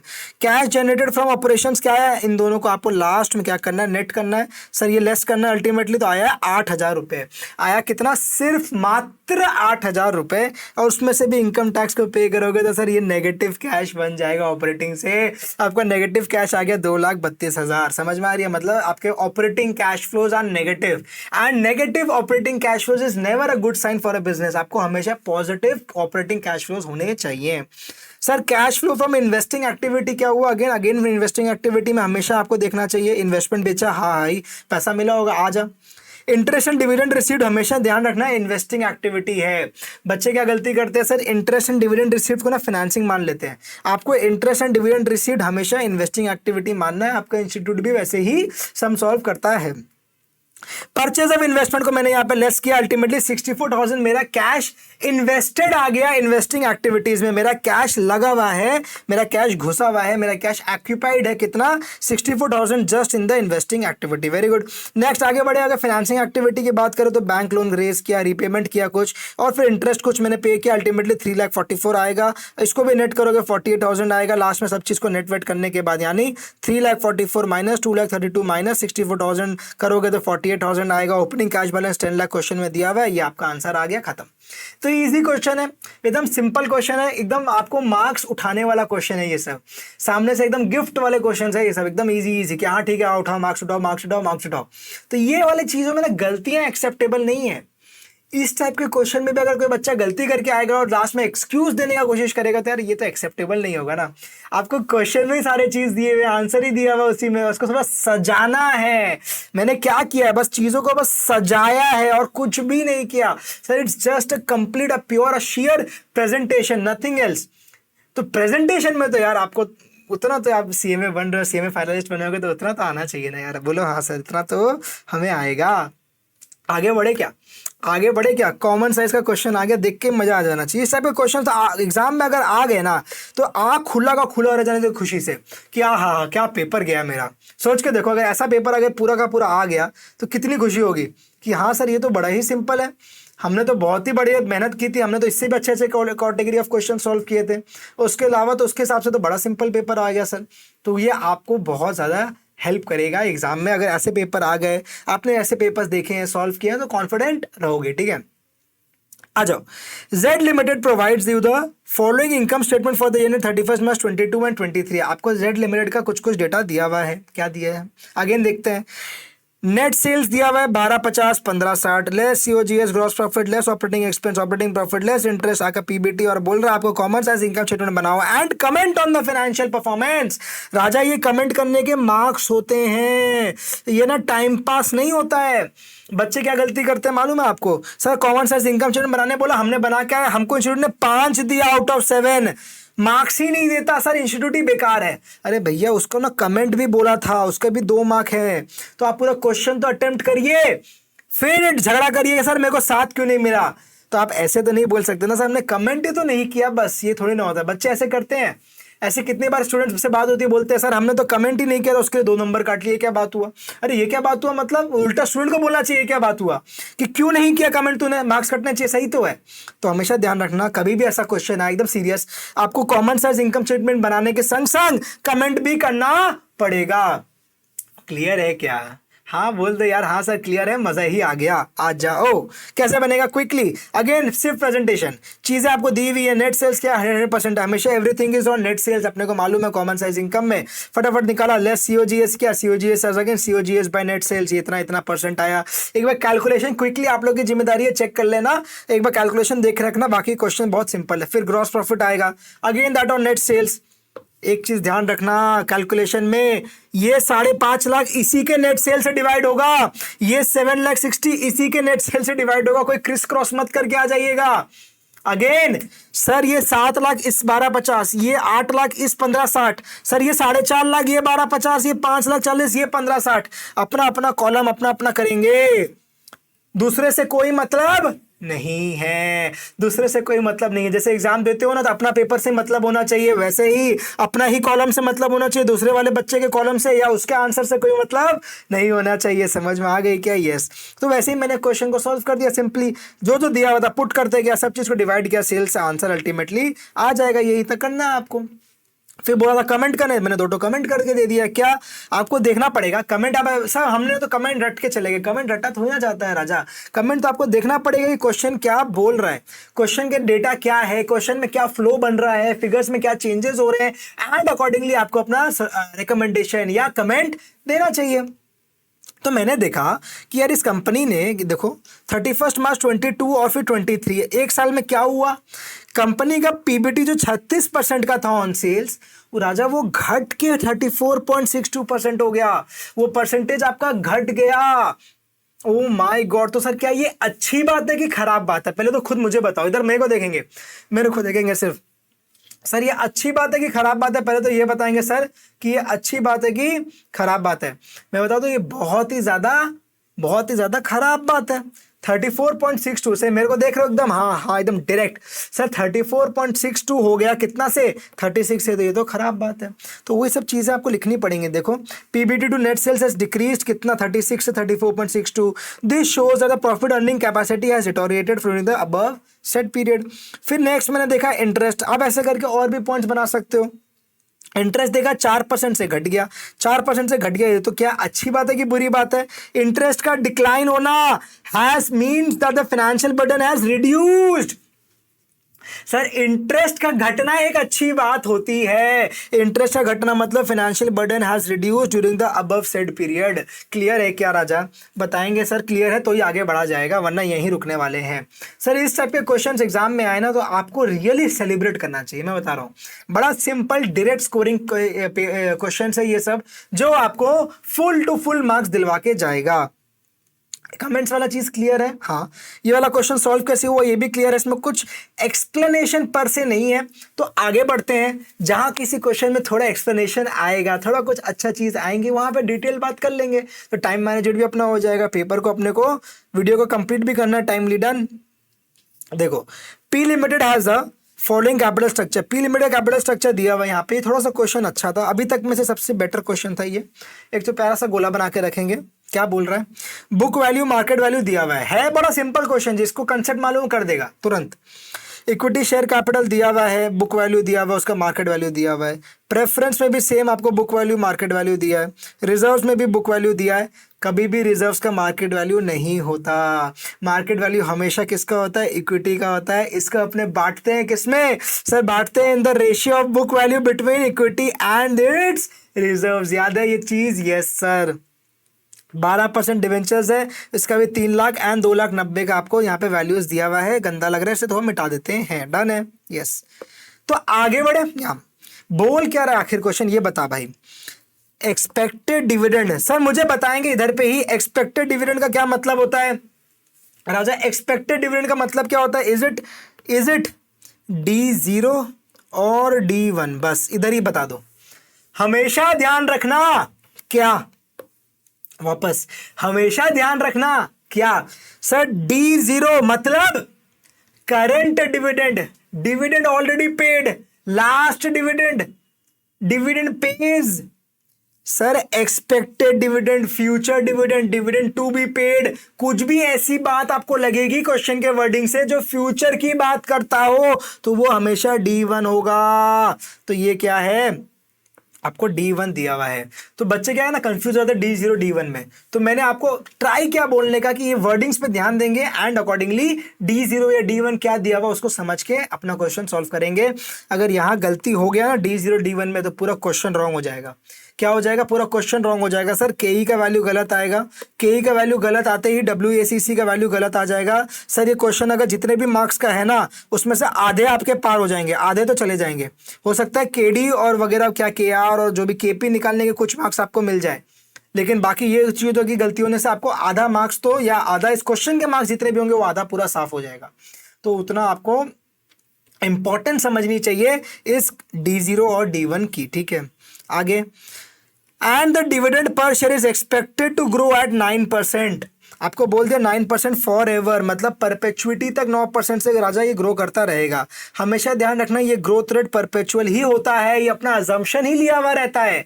अपने जब पढ़ते हैं Gordon model, dividend growth model, तो ये सब अजम्पशन ही लेके रखते हैं, ठीक है ना। Preference shares are redeemable after 5 years at par, whereas debentures are redeemable after 6 years at par. Again सब बोल रहा है प्रेफरेंस वाला जो है ना वो रिडीमेबल प्रेफरेंस की बात कर रहा है आफ्टर 5 years और पार में, मतलब redeemable value is going to be ₹100 only, ठीक है। Debentures are redeemable after 6 years at par, मतलब उसका क्या है, उसका भी क्या 100 पे ही रिडीम होगा, ठीक है। टैक्स रेट 30% है। Weighted average cost of capital निकालना है अपना कैपिटल स्ट्रक्चर का, मार्केट वैल्यू वेट्स लेके। सिंपल क्वेश्चन है, सिंपल क्वेश्चन है, हाँ बोलेंगे। मतलब क्या समय अलग अलग अगर KE KP KR KD निकाल पाया तो मैं इन सब को यूज करके ये वाला वेट्स यूज करके WACC निकाल सकता हूँ। हाँ वो ही करना है, उतना सही चीज करने के आपको 7 नंबर दे रहा है राजा। तो क्या करेंगे बताओ? सर करेंगे 7 नंबर के लिए कुछ भी करेंगे अपने, तो आ जाओ नेक्स्ट क्वेश्चन दिखाते हैं कैसे सॉल्व किया हमने आपके लिए। आ जाओ, पहले फॉर्मूला था तो मैंने ग्रीन से लिखा है, फिर उसको सॉल्व किया आपके लिए, प्राइस निकाल के दिया कितना 18 रुपया पर शेयर का। पहले प्राइस निकाल के आपको मिला, प्राइस कैसे आया देखोगे, प्राइस कैसे आया देखोगे तो 9 लाख का आपका वैल्यू था, डिवाइड किया 50,000 शेयर से तो आपको मिल जाएगा कितना ₹18 पर शेयर का मार्केट प्राइस, या P0 बोल सकता हूँ इसको मैं, P0 बोल सकता हूँ। यस बोल सकते हैं। Now we know the formula d1 by P0 plus g. d1 question में दिया हुआ था जो मैंने आपको बोला, P0 अभी हमने ऊपर से निकाला, ग्रोथ रेट 9% क्वेश्चन में दे के रखा स्टार्टिंग से, एंड अकॉर्डिंगली आपने सॉल्व किया, 16.78 आंसर। इजी है, 16.78 आंसर है। Yes, next. सर आपने इसको रेड से क्यों नहीं लिखा? क्योंकि ना ये फाइनल आंसर नहीं है, ये तो एक स्टेप सॉल्व हुआ है। आपको क्वेश्चन में अगर के निकालने बोलता तो मैं इसको भी रेड से लिखता एज ए माई आंसर। समझ में आ रही है ना, क्या आंसर है क्या आंसर नहीं है, ये सब चीज तो पता होना चाहिए। अपने एग्जाम देने जा रहे हैं नेक्स्ट मंथ। केपी क्या हुआ, केपी का अगेन फॉर्मूला पूरा लिखा, ठीक है।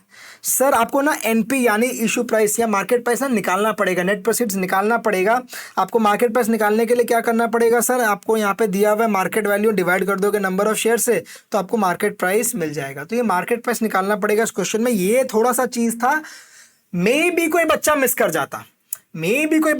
जाता, ये मार्केट प्राइस निकालना, बट उसके बिना सम ही सॉल्व नहीं होगा। वो निकालोगे एंड आप सब फॉर्मूला में पुट करोगे। फॉर्मूला क्या है केपी का, preference dividend plus RV minus NP by n divided by RV plus NP by 2। Sir preference dividend में टैक्स क्यों नहीं आएगा आगे, बिकॉज ये ऑलरेडी आफ्टर टैक्स होता है। मैं हर बार जब भी ये कंसेप्ट पढ़ाता हूँ ना, इस चीज को जरूर हाईलाइट कर देता हूँ ताकि बच्चे के मन में कभी क्वेरी नहीं आए कि यार क्यों क्यों क्यों क्यों, आने तक ही मैं रोक देता हूँ कि यार ये नहीं आएगा क्यों, बिकॉज प्रेफरेंस डिविडेंड अपने आप में ही आफ्टर टैक्स आता है। किससे आता है सर, ये आता है पैट से, पैट से बांटा जाता है प्रेफरेंस डिविडेंड जो कि आफ्टर टैक्स एलिमेंट है, ठीक है।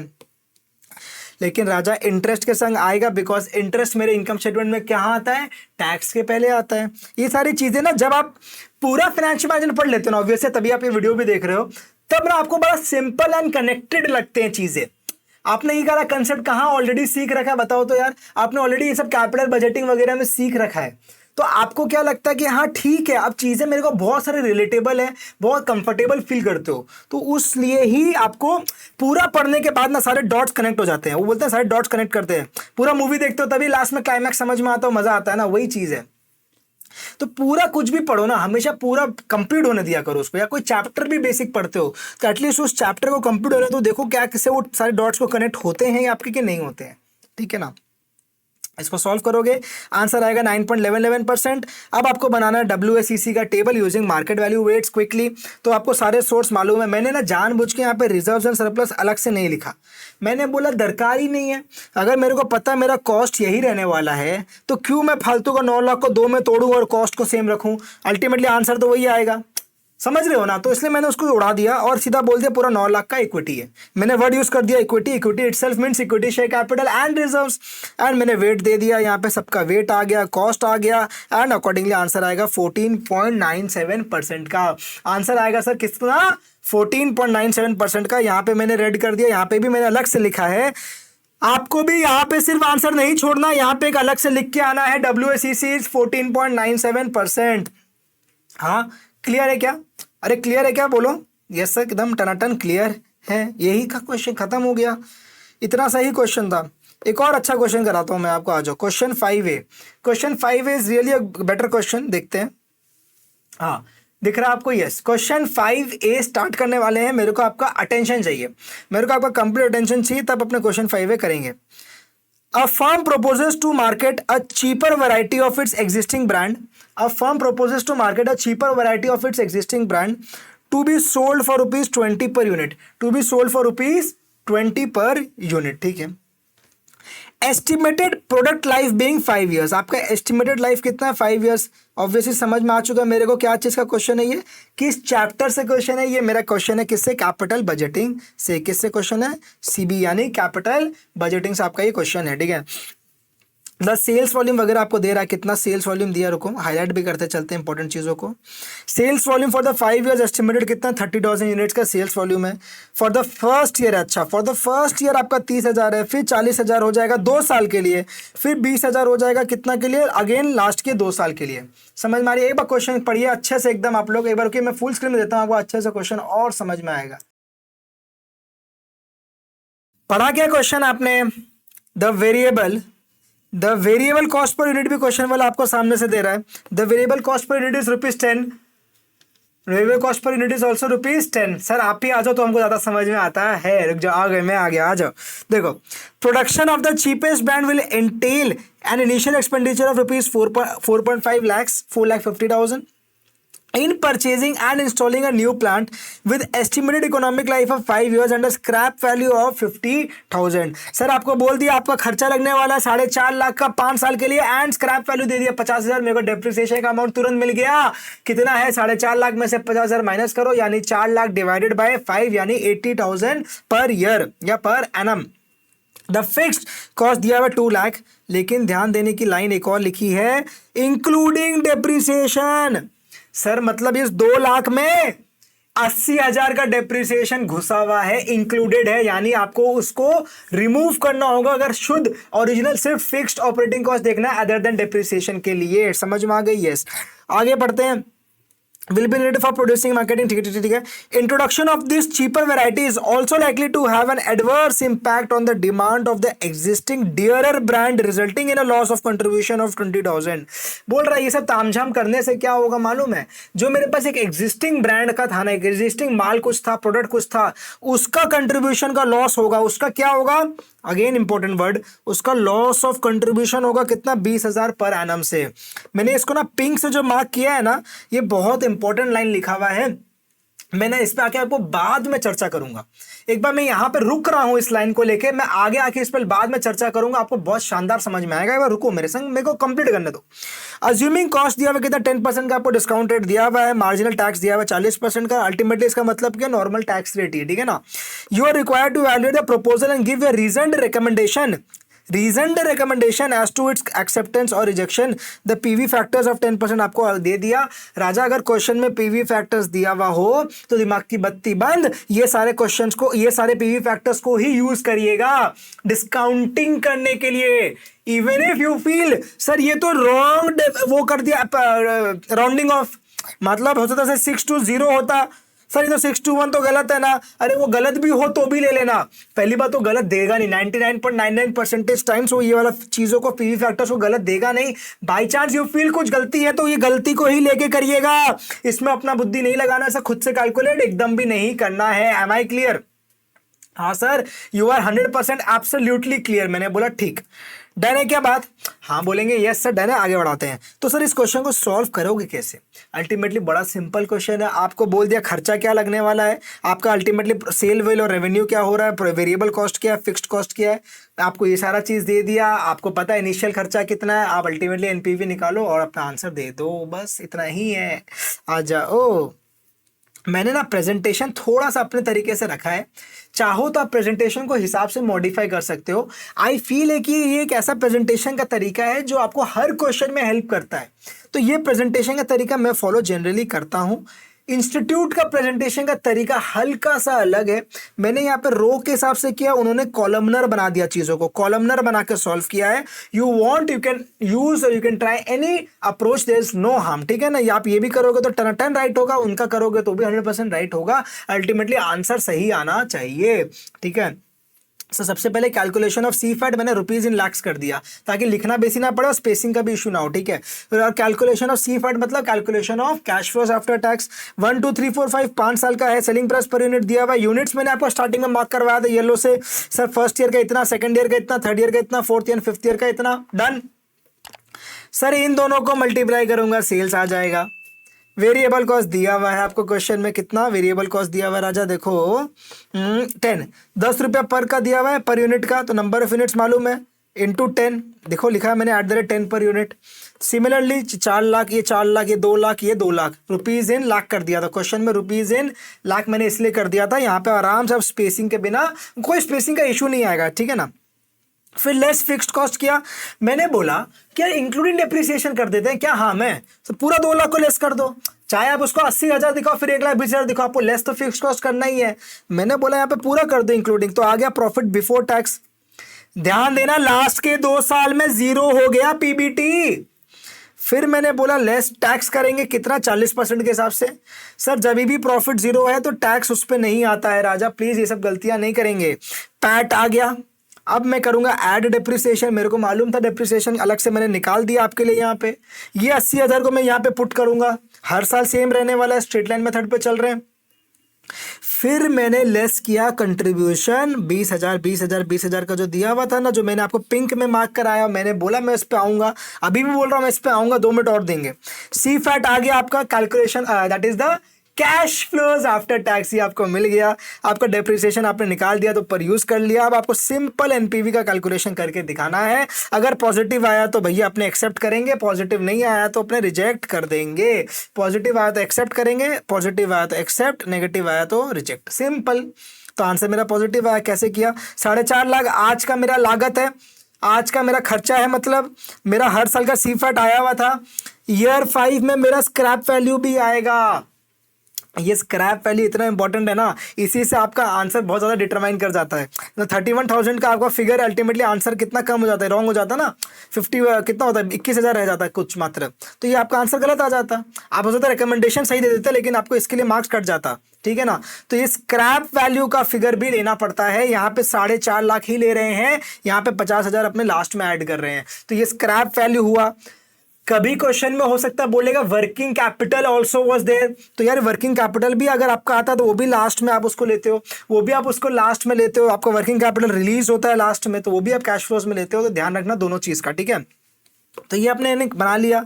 डिस्काउंटेड अपने क्वेश्चन में दिया हुआ था, सेम टू सेम सारे पुट किया, मैंने आंसर निकाला, आंसर पॉजिटिव है, रिकमेंडेशन दे दिया। Now let us come to this loss of contribution thing. Why did I mark this? What is the problem here? अगर किसी को समझ में आया या डाउट भी हुआ ना, तो भी आप बहुत अच्छे ट्रैक पे हो, ट्रस्ट मी।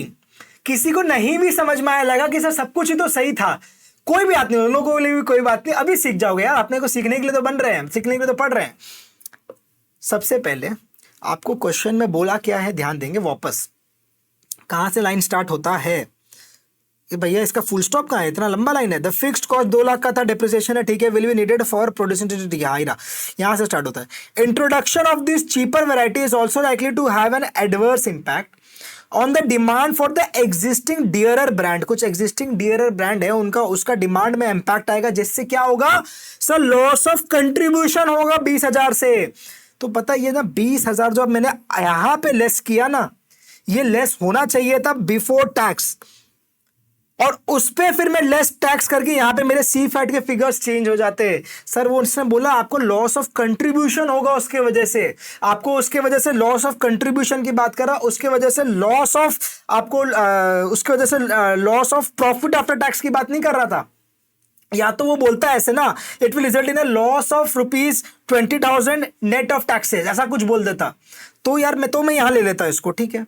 बट वो सामने से वर्ड कंट्रीब्यूशन यूज कर रहा है, तो इस लॉस को अपने को ना प्रॉफिट बिफोर टैक्स के पहले लेना चाहिए, एंड देन अकॉर्डिंगली टैक्स वगैरह कैलकुलेट करना चाहिए। हल्का सा पैट कम आएगा, सी फैट हल्का सा आपका आंसर चेंज होके आएगा, आपका हल्का सा सी फैट का आंसर चेंज होके आएगा, बढ़ के आ जाएगा, आपका सी फैट का आंसर बढ़ के आ जाएगा, बिकॉज इस लॉस पे आपको टैक्स का बेनिफिट मिल जाएगा। आपको टैक्स हल्का सा कम देना पड़ेगा, आपको टैक्स हल्का कम देना पड़ेगा, तो ये फर्क आएगा, ठीक है। समझ में आई आपको मेरी बात? हाँ बोलो, हाँ बोलो पहले यस। बट सर आपने फिर यहाँ लिखा ही क्यों? आपने यहाँ लिखा ही क्यों सर? आप इतना बोल ही रहे हो तो आपने पहले ही उसको ऊपर कर देते, आपने लिखा ही क्यों यहाँ पे? राजा आपका जो इंस्टीट्यूट है ना, उसने इस तरीके से सॉल्व किया है, उसने इस तरीके से सॉल्व किया है, टनाटन उसके संग हमारा आंसर मैच किया है, ठीक है ना। आपके वर्कबुक वगैरह में वाले क्वेश्चन मिल जाएंगे इस टाइप के, उसने इस तरीके से सेम इस क्वेश्चन को ऐसे सॉल्व किया हुआ है, पुराने किसी आपके मॉडल क्वेश्चन पेपर वगैरह में पूछा है इसने, तो इसीलिए मेरे को ये करना पड़ा।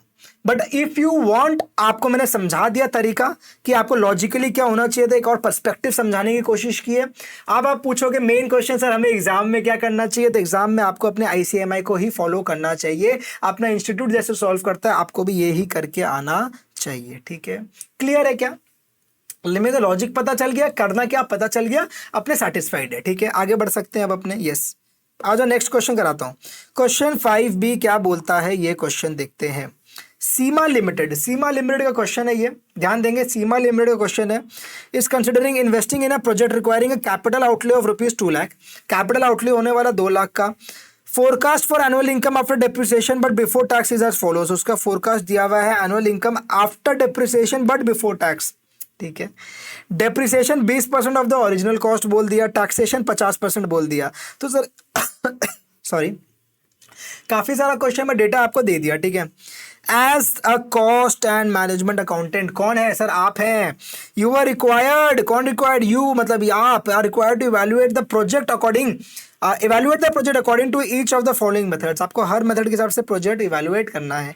पे back period method, ARR method on original investment, ARR on average investment, discounted pay back, and आपको कॉस्ट लेना है कितना? 10% का। तो आपको सारा चीज क्वेश्चन डेटा अच्छे से दे रहा है। कैसे करेंगे? सिंपल सा डाउट आता है हमेशा लास्ट में, कैसे करेंगे? तो मैं बताऊँ, बड़ा सिंपल है, आओ दिखाता हूँ आपको। 5 साल का डेटा क्वेश्चन में दिया हुआ है। हाँ जी, हाँ बोलेंगे सारे बच्चे, यस सर 5 साल का क्वेश्चन में डेटा दिया हुआ है। प्रॉफिट बिफोर टैक्स आपको दिया हुआ था 1 लाख, 1 लाख 80, 80, 40। सर आपको बोला ना बिफोर टैक्स आफ्टर डेप्रिसिएशन, तो मतलब क्या हुआ? PBT। तो ये क्वेश्चन में जो दिया हुआ मैंने वापस उसी फॉर्मेट में प्लॉट किया, टैक्स माइनस किया, डेट दिया हुआ था, पैट आ गया। डेप्रिसिएशन कितना आएगा सर? डेप्रिसिएशन सिंपल है, 2 लाख पे ये रहा, 2 लाख पे 20% यानी 40,000 का डेप्रिसिएशन आता रहेगा। तो 40,000 का डेप्रिसिएशन मैंने प्लॉट कर दिया।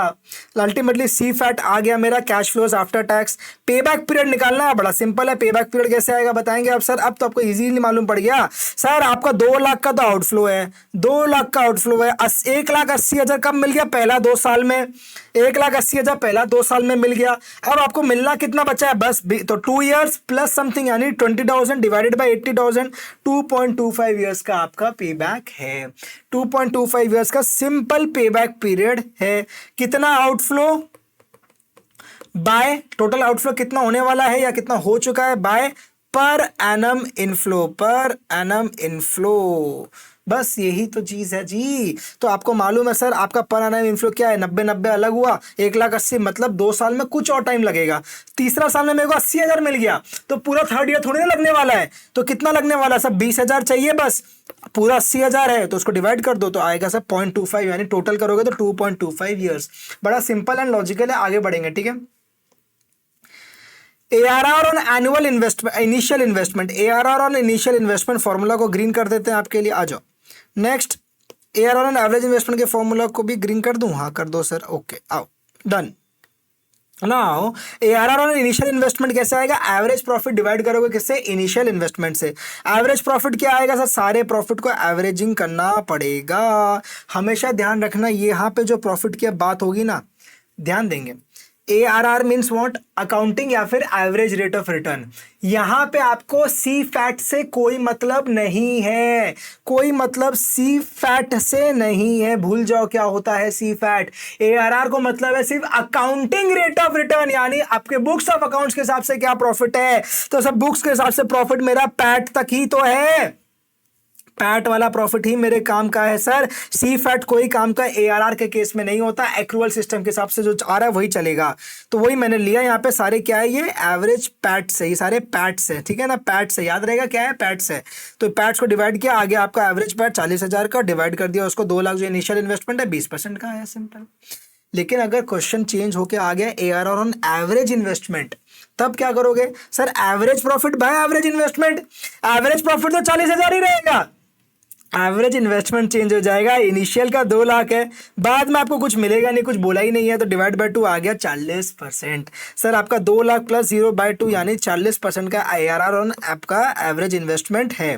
कोई भी आपको पैसे की बात कर नहीं रहा eight the end of the period, eight the end of the year के बाद में कोई पैसे की बात कर नहीं रहा है। आपको तो बोल रहा है आपका एवरेज इन्वेस्टमेंट में क्या इनिशियल जो लग रहा है बस वही है। एट द एंड में अगर कुछ रहता तो मैं उसको ऐड करके डिवाइड करता, लेकिन कुछ है नहीं, तो मेरा सिंपल ही हो गया आंसर 40% का। ये हो गया 40,000।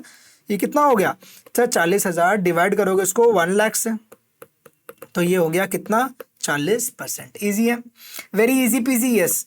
नेक्स्ट, डिस्काउंटेड पे बैक निकालने बोला है, तो थोड़ा मेहनत आपको अभी करवा दिया।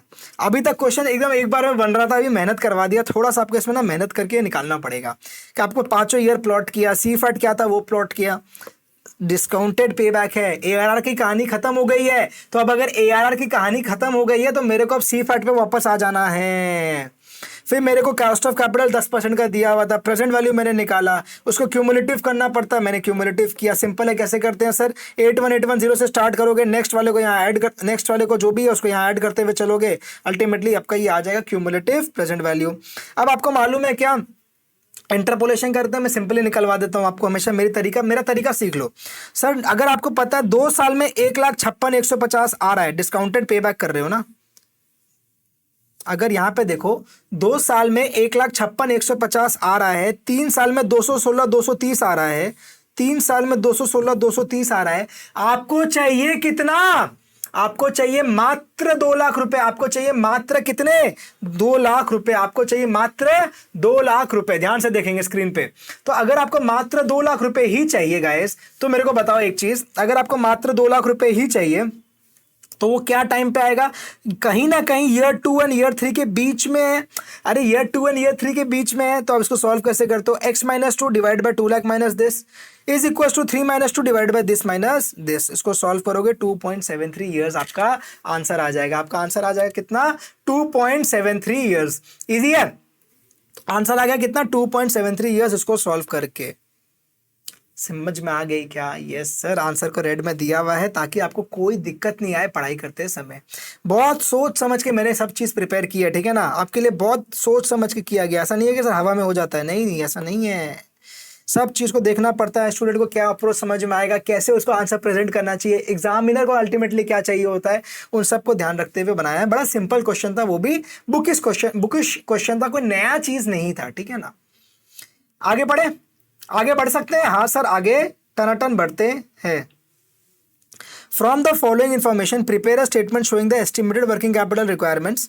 एस्टिमेटेड वर्किंग कैपिटल रिक्वायरमेंट्स की बात कर रहा है। प्रोजेक्टेड एनुअल सेल्स कितना है? 36,000 यूनिट्स का। आपका एनालिसिस दिया हुआ है सेल्स का, क्या रॉ मटेरियल इतना है, ये लेबर ओवरहेड पे प्रॉफिट सेलिंग प्राइस दिया हुआ है, एडिशनल इन्फॉर्मेशन दिया हुआ है क्या? ये आपका टिपिकल क्वेश्चन आ गया इंट्रोडक्शन टू वर्किंग कैपिटल से। इंट्रोडक्शन टू वर्किंग कैपिटल से टिपिकल क्वेश्चन आप एक्सपेक्ट कर सकते हो, वैसा टाइप का क्वेश्चन है, ठीक है। Raw material in stock 1 month का है, प्रोडक्शन प्रोसेस 2 मंथ का है, फिनिश गुड्स 3 मंथ का है, क्रेडिट अलाउड टू डेटर 4 महीना का है, सप्लायर 2 महीना का है। Monthly wages and expenses are paid twice on 1st and 16th। Sir ये आपको ना 2 बार बोल दिया तो ये अल्टीमेटली 0.5 मंथ हो गया ना, ये 0.5 मंथ हो गया ना। Production is carried on evenly during the year, ठीक है, ये तो पता ही है। Cash is to be kept at 10% of the net working capital. तो आपको जो भी नेट वर्किंग कैपिटल आने वाला है, जो फाइनल आंसर आने वाला है, उसका 10% कैश होना चाहिए। ध्यान रखना, बहुत जो मैंने अभी वर्ड लाइन बोला है ना, ये लाइन पे ध्यान रखेंगे। क्वेश्चन बहुत सिंपल है, मतलब जो चीज़ आपको सुना हुआ है इस टाइप का जो क्वेश्चन बनता है वैसा वैसा सही है, नया चीज़ कुछ नहीं है। हल्का सा आप बोल सकते हो ये 0.5 वाला लाइन में भी नया लगे, ओवरऑल देखने करने में तो क्वेश्चन सेम है, ठीक है। कैसे करोगे? सबसे पहले मैं तो बोलता हूँ हमेशा कॉस्ट शीट बना लिया करो। सबसे पहले कॉस्ट शीट बना लिया करो, आपने ऑलरेडी कॉस्टिंग सीख रखी है हमसे बहुत बढ़िया तरीके से। तो इसमें क्या करना आपको, सर डायरेक्ट मटेरियल्स आपको मालूम है, डायरेक्ट लेबर आपको दिया हुआ है क्वेश्चन में, सब चीज़ आपको बोल रहा, नंबर ऑफ यूनिट्स है ही, प्राइम कॉस्ट आ गया, ओवरहेड आ गया, उसके बाद आपको ये और कुछ तो है ही नहीं, तो ये अल्टीमेटली यही कॉस्ट ऑफ सेल्स यही हो गया, प्रॉफिट ऐड किया, अल्टीमेटली सेल इतना का है, ठीक है। ये डेटा ठीक है, पहले डेटा का ब्रेकडाउन ठीक है क्या? मेरा बात हमेशा सुनो, कभी भी क्वेश्चन करते हो ना एग्जाम में, कभी भी एग्जाम में क्वेश्चंस करते हो तो हमेशा ध्यान देना क्या, पहले उस डेटा को कैसे आप जो क्वेश्चन में इंफॉर्मेशन दिया हुआ है ना, कैसे उसको कुछ अपने आप को समझाने के लिए रख सकते हो, उतार सकते हो।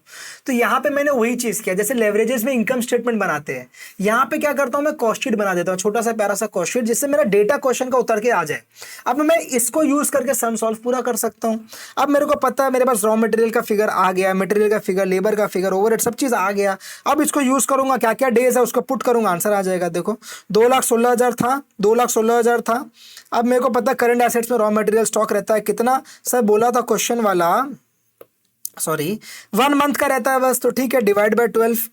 डिवाइड बाय 12 करने से क्या हुआ, इस पे डिवाइड बाय 12 करने से अल्टीमेटली क्या होता है, 1 मंथ का आता है, 1 मंथ का आता है। और फिर नंबर ऑफ मंथ जितना क्वेश्चन में बोलूंगा उसको इंटू कर सकते हैं, लेकिन यहाँ पे है ही 1 महीना का ही क्वेश्चन में डेटा, तो बात खत्म ना, तो आ गया 18,000।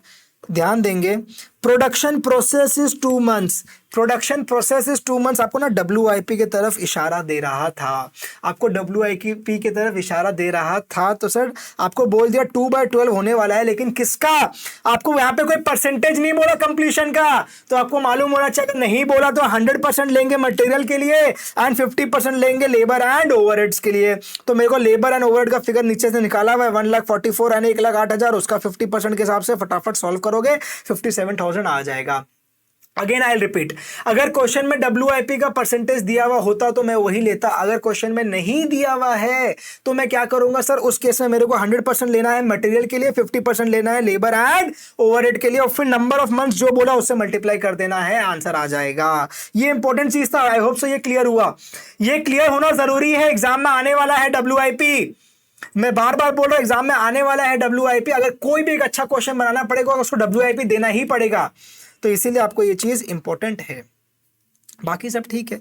FG stock number of units पता है आपको, प्राइस पता है, मेरे को इंटू 3/12 कर लिया, डन हो गया। FG स्टॉक भी ठीक है। डेटर्स मैंने ना सेल्स पे कैलकुलेट किया, if you want you can also calculate on cost. Moreover if you want you can give an alternate solution in the exam, because यहाँ पे आपको क्वेश्चन में ना बोला नहीं है, उसने यहाँ पे बोला नहीं है कि आपको कैश कॉस्ट पे करना है कि किस पे करना है, तो मैंने सेल पे कर दिया। चाहो तो यहाँ पे एक तो प्यारा सा नोट दे सकते हो, ऑल्टरनेट सोल्यूशन कर सकते हो, खुद कॉस्ट पे कर सकते हो, हर चीज एक्सेप्टेबल होगी, ठीक है ना। आई फील वो सारा चीज इंस्टीट्यूट को एक्सेप्ट करना चाहिए। ये आ गया, कितना आया 36,000 का था, सेलिंग प्राइस दिया हुआ था आपको, क्वेश्चन में मंथ्स दिया हुआ था।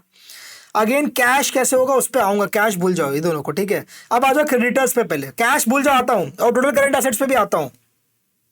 क्रेडिटर्स कैसे आएगा सर, आपको 2,16,000, अगेन आपको पता है मटेरियल कितना है, अब आपको मालूम है इंटू 2/12 का क्रेडिट पीरियड दिया हुआ है, कहाँ गया कहाँ गया कहाँ गया, ये रहा। क्रेडिट अलाउड बाय सप्लायर्स दिया हुआ है कितना, 2 मंथ्स का। आउटस्टैंडिंग वेजेस ओवरहेड के लिए मैंने आपको क्या बोला, 0.5 लेने के लिए बोल दिया था, तो उसको आप ले लोगे वैसे ही। Total current liability 46,500 is the right answer, कोई दिक्कत नहीं है। अब मैं अगर बोलूं आपके संग संग मैं कराता हूं, इस दोनों को भूल जाते हैं, इन दोनों को भूल जाते हैं। ओ माई गॉड, अब क्या होगा, तो एक बार ऐड करो, 1,92,000 प्लस 1,80,000 माइनस 46,500 यानी 3,25,500, इन दोनों को माइनस करके क्या आएगा मालूम है, 3,25,500। ये 3,25,500 मैंने बोल दिया टोटल, लास्ट में जो वर्किंग कैपिटल आने वाला उसको x is equals to what, ये 3,25,500 प्लस कैश, क्या बोला गया था 10% ऑफ वर्किंग कैपिटल होना चाहिए, तो प्लस 0.10x कैश आ गया। कैश तो मैंने इरेज कर दिया ना यार, कैश यहां से मिटा दिया था मैंने, तो आपने बोला अच्छा, तो ये 3,25,500 क्या है, ये दोनों को जोड़ के, ठीक है, याद रहेगा, यस। अब आप इसको सॉल्व करोगे तो x आ गया 361,667, x का वैल्यू आ गया 361,667, ठीक है, तो ये 361,667 आपका आंसर हो गया, और इसी का 10% 361,67 ये हो जाएगा कैश, समझा, 361,67 ये हो गया कैश। चाहो तो यहाँ पे मैं निकाल दूं आपके लिए, therefore cash is equals to 361,667 into 10% is equals to 361,67, ठीक है। 36,167 का कैश का फिगर यहाँ पे आ गया। अब आपको लास्ट में सारा चीज़ को वापस जोड़ना पड़ेगा, मतलब 1,92,000 प्लस 1,80,000 प्लस 361,667 आओगे 408,167, 408,167। इस तरीके से ये वाला क्वेश्चन सॉल्व होगा, समझ में आ गया। चाहो तो आप डेटर्स को कॉस्ट पे लेते ना तो हल्के आंसर्स आपके चेंज हो जाते, लॉजिक वही रहता। आपको सम को पूरा सॉल्व वैसे ही करना है, इसको आपको लेना है कैलकुलेशन ऑफ कैश बोलो, आपको सेम चीज़ यहाँ रहता है, वर्किंग कैपिटल को एक्स लेते, ये फिगर हल्के चेंज हो जाते बस, और अकॉर्डिंगली कैश का अमाउंट चेंज हो जाता। समझ में आया, अच्छा क्वेश्चन था ना, कैश वाला एडजस्टमेंट भी अच्छा क्वेश्चन था, अच्छा एडजस्टमेंट था, बाकी सब भी ठीक ठीक क्वेश्चन है। ये इंट्रोडक्शन टू वर्किंग कैपिटल से ऐसा क्वेश्चन यू कैन एक्सपेक्ट आपके एग्जाम में आ सकता है, ठीक है। आगे बढ़े क्या सर, आगे बढ़े, 2-3 क्वेश्चन ही और हार्डली बचे होंगे, बाकी खत्म हो गया, बहुत इजी क्वेश्चन बचे हैं, ठीक है। आओ क्वेश्चन 6 भी कराता हूँ आपको। A limited has current annual sales of 20,000 units at 300 दिया हुआ है, एकदम सिंपल डेटर्स मैनेजमेंट का क्वेश्चन। वेरिएबल कॉस्ट दिया हुआ है 200, फिक्स्ड कॉस्ट दिया हुआ है 6 lakh, the present credit allowed by the company is 1 month. आपको आज क्रेडिट पीरियड कितना देगा, 1 मंथ। आज अगर मैं आपको माल बेचूंगा तो आपसे पैसे में 1 महीने बाद लेने के लिए आज मंजूर हूं। Company is considering a proposal to increase the credit period to 2 months and 3 months as the following estimates. आपको बोल दिया एग्जिस्टिंग 1 month का, प्रपोज्ड क्या 2 months 3 months, प्रपोज्ड क्या 2 months 3 months, increase in sales आपको बोला 15% और 30%। बच्चा पूछता है कि सर ये इंक्रीज क्यों हो रहा है, भैया बिजनेस समझेगा, जो बच्चा बिजनेस समझता है ना तुरंत पकड़ लेगा इस चीज को, कि सर अगर मेरे को ज्यादा टाइम मिल रहा है, मेरे को ज्यादा टाइम मिल रहा है पेमेंट करने का। आप सोचो ना, आपको माल कहीं से मिला है, आपको वहीं से माल मिला है, आपको पेमेंट करना है। अब आपको पेमेंट करना है और आपको ज़्यादा टाइम मिल रहा है माल अपने पास रखने का, पेमेंट का ज़्यादा टाइम दे रहा है वो, तो आप ज़्यादा उसी पर्सन से खरीदोगे ना। आपको अगर एक सामान खरीदना है, एक वेंडर है जो 30 दिन का टाइम देता है, एक वेंडर बोलता है कोई बात नहीं 60 दिन बाद हमको पेमेंट करिएगा, तो आप किससे खरीदोगे? सर मैं जो 60 दिन बाद देगा ना उससे जाके खरीद लूंगा मैं। क्यों? सर मेरे को ज़्यादा टाइम मिल गया, पैसे मैं ज़्यादा दे तक अपने पास रखूंगा, मैं उस पर ज़्यादा रिटर्न, अपना टाइम वैल्यू ऑफ मनी का कंसेप्ट याद रखो, मैं उस पर अपना खुद का रिटर्न ज़्यादा कमाऊंगा। तो वो सिंपल लॉजिक है, अपने उसी को ज़्यादा उससे माल खरीदते हैं तो ऑटोमेटिकली उस पर्सन का सेल्स बढ़ जाएगा देन जिसका जो 30 दिन का क्रेडिट पीरियड दे रहा था। समझ में आई? इसलिए जैसे ही आपका ये बढ़ता है आपका सेल बढ़ना लग जाता है। परसेंटेज ऑफ बैड डेट्स भी देखो, पहले 1% था लेकिन बाद में वो भी बढ़ रहा है। जितना ज़्यादा टाइम देते हो ना बैड डेट का भी रिस्क बढ़ता है, लेकिन तो हर चीज़ का फायदा नुकसान है वो देखना पड़ता है। There will be an increase in fixed cost by rupees 1 lakh on account of increase in sales beyond 15%। मतलब जैसे ही 3 मंथ्स में आप 30% सेल्स बढ़ाओगे, एक फिक्स्ड कॉस्ट 1 लाख से बढ़ जाएगा। कंपनी का प्री टैक्स रिटर्न आपको देना पड़ेगा 20%, वो आपको निकालने के लिए अपॉर्चुनिटी कॉस्ट। आपको बोला कौन सा पॉलिसी निकालना चाहिए, बोलो। सिंपल क्वेश्चन है। एग्जिस्टिंग 1 मंथ है, प्रपोज 2 मंथ 3 मंथ का रुपीज इन लाख कर दिया, सेल्स दिया हुआ था, क्वेश्चन है पुट किया, यहाँ पे 15% से बढ़ा दिया, यहाँ पे 30% से बढ़ा दिया, वेरिएबल कॉस्ट यहाँ पे 15% से बढ़ा दिया, यहाँ पे 30% से बढ़ा दिया, फिक्स्ड कॉस्ट 6 लाख दिया हुआ है क्वेश्चन में, वो फिक्स्ड है। अब आपको बोला बैड डेट, बैड डेट कैसे निकलेगा राजा? बैड डेट निकलता है हमें पता है 1%, 3%, 5% on what? On always your sales, always on your sales. ठीक है, क्लियर है? क्लियर है? यस। एडिशनल फिक्स्ड कॉस्ट किस में आएगा? सिर्फ थर्ड वाले प्रपोजल में आएगा, वाई? या सेकंड प्रपोजल में आएगा 3 मंथ वाले, वाई? बिकॉज वहां पे सेल्स कितना से बढ़ रहा है? 30% से, और जहां 30% से सेल बढ़ेगा वहां पे आपका एडिशनल फिक्स्ड कॉस्ट आएगा। अपॉर्चुनिटी कॉस्ट आप माइनस करोगे, वो कैसे आएगा नीचे कैलकुलेशन बताता हूं, आ जाओ। बस इस क्वेश्चन में एक अपॉर्चुनिटी कॉस्ट का कैलकुलेशन है जो आपके लिए इंपॉर्टेंट है, बाकी 2 क्वेश्चन बड़ा सिंपल सा है। ठीक है, आओ देखते हैं। अपॉर्चुनिटी कॉस्ट प्रेजेंट पॉलिसी का पहले कैसे निकाला मैंने? सर आपको मालूम है अपने अपॉर्चुनिटी कॉस्ट का कैलकुलेशन करते हैं on total cost, on total cost, never on sales, it is always on cost if the question has given the data. अगर क्वेश्चन में कभी डेटा नहीं होता कभी, तब हमें अपॉर्चुनिटी कॉस्ट को निकालना पड़ जाता है सेल्स पे, लेकिन यहाँ पे डेटा बढ़िया से दिया हुआ है। अपने को क्या लेना है? हमेशा variable cost and fixed cost only, वो दोनों को लिया। मेरे को रेट दिया हुआ था क्वेश्चन में 20% का। डेटर्स निकालेंगे मैं 1/12 करके, बिकॉज एक महीना क्रेडिट पीरियड डेटर्स निकाला तो मेरा 76,667 का अपॉर्चुनिटी कॉस्ट आता है। मैं इतना पैसा जो कमा सकता था वो नहीं कमा पाऊंगा अगर मैं तुमको 1 महीने का क्रेडिट पीरियड देता हूं, तो उसको मैंने यहां माइनस किया। लेकिन राजा मैं जब 2 महीने का क्रेडिट पीरियड देता हूं तब क्या होगा? तब मेरा इतना पैसा फंस रहा है, इतना रेट में कमा लेता, इतना डेटर मेरा हो रहा है, मतलब मैं 1,73,333 रुपया हार रहा हूं, या रुपया छोड़ रहा हूं, या अपना नुकसान कर रहा हूं तुमको 2 महीने का क्रेडिट देने के लिए, तो उसको मैंने लेस किया।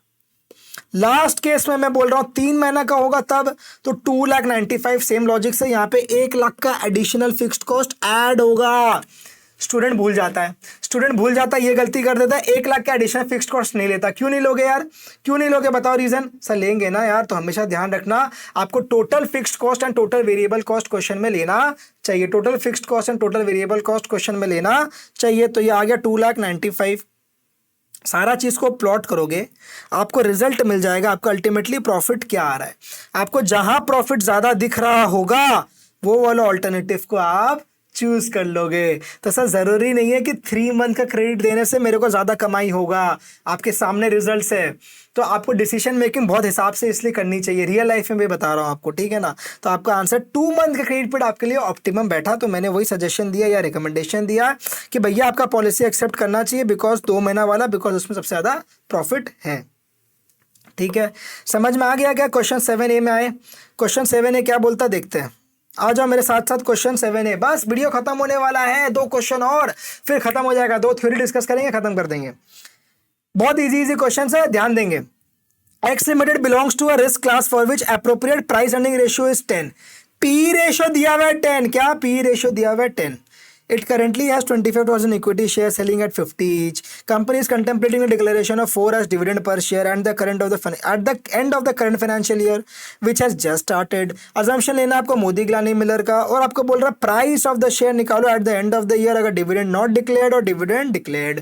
एकदम simple dividend decisions Modigliani Miller का क्वेश्चन है, एकदम patented question. Typical MM approach का क्वेश्चन है, कैसे करोगे सर? सिंपल है, डिविडेंड डिक्लेयर नॉट डिक्लेयर दोनों के हिसाब से करेंगे। आओ सबसे पहले मैं आपको दिखा दूं कौन सा अप्रोच का। सबसे पहले dividend not declare, dividend is not declared, dividend is not declared, दिख रहा है? यस।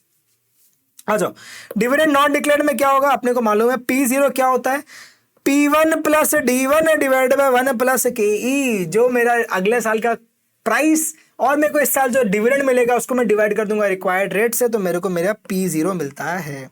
तो अल्टीमेटली P1 क्या हुआ, फिर P1 हुआ P0 इंटू 1 प्लस KE। अगर डिविडेंड नहीं है तो डिविडेंड नहीं है तो उसको सॉल्व करोगे। KE कहाँ गया, KE नहीं दिया हुआ क्वेश्चन में। इस क्वेश्चन में KE दिख रहा है क्या? इस क्वेश्चन में KE दिख रहा है किसी को? इस क्वेश्चन में आपको ना क्या दिया हुआ था पता है? इस क्वेश्चन में आपको दिया हुआ था ये वाला PE रेशियो, इसको यूज करोगे 1/10 यानी 10% का KE दिया हुआ है। लेकिन ये कैसे समझ में आया सर? आपको PE रेशियो दिया हुआ था, उसको 1/PE रेशियो करते ही अर्निंग्स यील्ड मिल जाएगा, यानी अर्निंग्स प्राइस अप्रोच से आप निकाल सकते हो KE का फिगर। तो ये आपको निकालने का एक ट्रिक था छोटा सा। आपने अगर इनफ क्वेश्चंस प्रैक्टिस किए हैं ना तो ये सारे ट्रिक्स आपको मालूम है। अगर आपने इनफ क्वेश्चंस प्रैक्टिस नहीं किए हैं, कोई सिर्फ कंसेप्ट के भरोसे जाला जा रहा है, इधर उधर का वीडियो देख के जा रहा है ना, तो ये सारा ट्रिक में फंस सकता है, दिमाग में वो क्लिक करने में दिक्कत आ सकती है, ठीक है? वरना ये सब क्लिक ही तो करवाना है, बाकी तो क्वेश्चन में कहाँ कुछ रस रहता है, बाकी तो एकदम प्लेन पानी है, कोई रस नहीं है। सर इसको सॉल्व करोगे प्राइस आएगा 55, वो देख लेना, कैलकुलेशन की जिम्मेदारी आपकी। अगर डिविडेंड डिक्लेयर होगा तब क्या होगा राजा? तब देखो सेम चीज़ है, लास्ट में माइनस करना पड़ेगा D1 को। अरे यही तो फॉर्मूला है, ये फॉर्मूला में अब यहाँ पे क्या करोगे सर? अल्टीमेटली आप P1 अगर निकाल रहे हो तो इसमें माइनस करोगे ना D1, ये D1 उधर चला जाएगा, वही चीज़ हो रहा है। तो कहाँ गया ये रहा। तो आंसर आएगा 51 पर शेयर। 4 रुपये का आपको डिविडेंड दिया हुआ क्वेश्चन में। देखो कंटेम्पलेटिंग डिविडेंड ऑफ 4 रुपये दिया हुआ है ना। अब पार्ट 2 क्या बोल रहा है? आपको बोल रहा है कि मान लो नेट प्रॉफिट 2.5 लाख का, इन्वेस्टमेंट दिया हुआ है 5 लाख का, बोलो नंबर ऑफ न्यू शेयर्स निकालने। आपको मालूम है ना एमएम अप्रोच ने अपने 3 स्टेप में करते हैं जनरली उसको, तो ये आपको सेकंड स्टेप पे पूछ रहा है बस, ठीक है?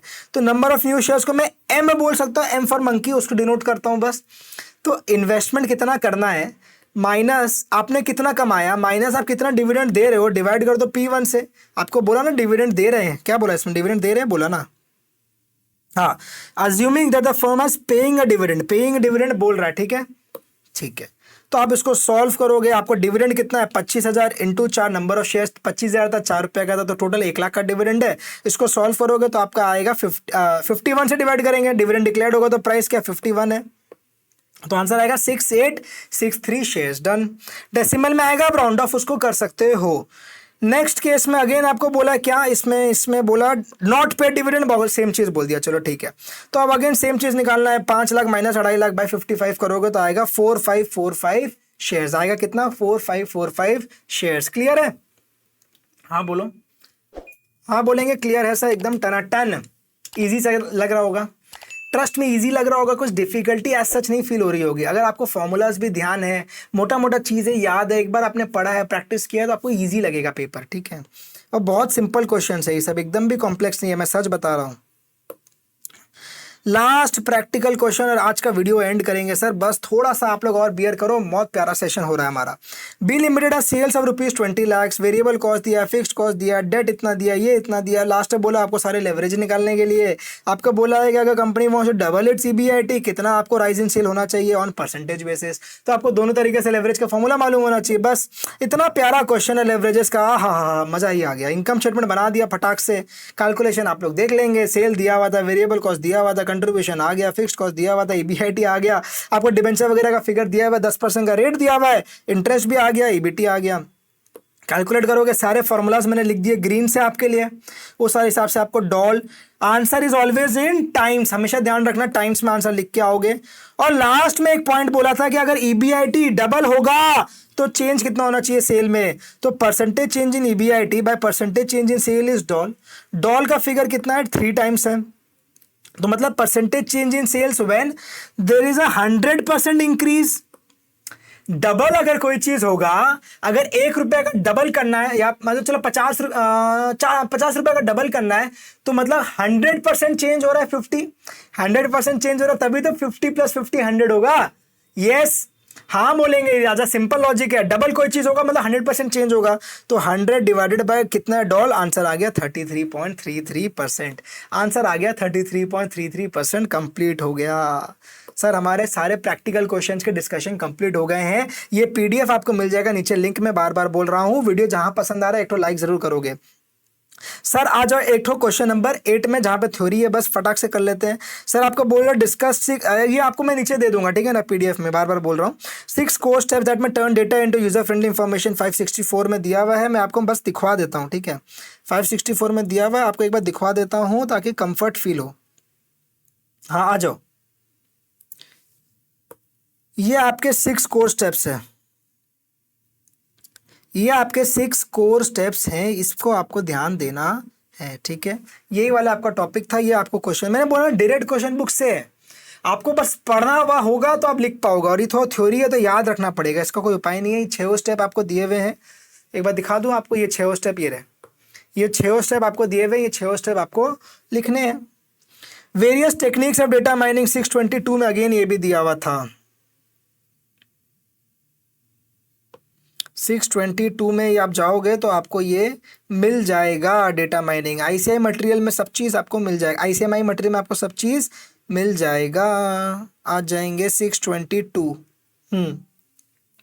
Techniques of data mining, techniques of data mining, खराब कलर हो गया थोड़ा, दिख नहीं रहा है, आ जाओ। टेक्निक्स ऑफ डेटा माइनिंग, यहाँ पे आपको सारे टेक्निक्स दिए हुए हैं, 1 2 3 4 5, नहीं 4 ही है, सॉरी, ये चारों टेक्निक आपको यहाँ पे दिए हुए हैं। ए एन डी के आप चाहो तो ऐसा निमोनिक बना सकते हो, या KAND कांड ऐसा निमोनिक बना सकते हो, जैसे जिसको पसंद हो याद रखने के लिए, इसलिए इसने वर्ड यूज कर दिया वेरियस टेक्निक्स। यहाँ पे मेंशन कर दिया था 6 कोर स्टेप्स, यहाँ पे उसने मेंशन नहीं किया, इसलिए आपके पास 4 है तो 4 ही लिखोगे। कितना मार्क्स का क्वेश्चन था सर? 7 नंबर का क्वेश्चन है, 4 पॉइंट लिखने के लिए तो आपको थोड़ा डिटेल्ड तरीके से लिखना पड़ेगा, थोड़ा अच्छा तरीके से आपको आंसर बनाने पड़ेंगे। बस इतना सा ही टॉपिक है सर, कुछ भी आपको आउट ऑफ द बॉक्स नहीं पूछा है, आपको ओवरऑल पेपर बहुत इजी बनाने का कोशिश किया है। एक अच्छा कवरेज है, एक अच्छा रिविजन भी हो जाएगा, और प्रैक्टिस करोगे तो कॉन्फिडेंस भी आ जाएगा। चलिए अब अपने ना क्विकली MQP2 जून 26 का जो FMDA का भी आ गया ना, उसका भी डिस्कशन कर लेते हैं। मैं आपको बता दूं सेट 2 जो आया है, आपका सेट 2 जो आया है मॉडल क्वेश्चन पेपर का, बड़ा ही सिंपल पेपर बनाने का कोशिश किया इंस्टीट्यूट ने, आपके तो बल्ले बल्ले हो गए। मैं बता दूं मैंने आपको MQP1 डिटेल में समझा दिया, उसका क्वेश्चंस भी आपको दे रहा हूं, उसके आंसर्स भी आपको हैंड रिटन दे रहा हूं।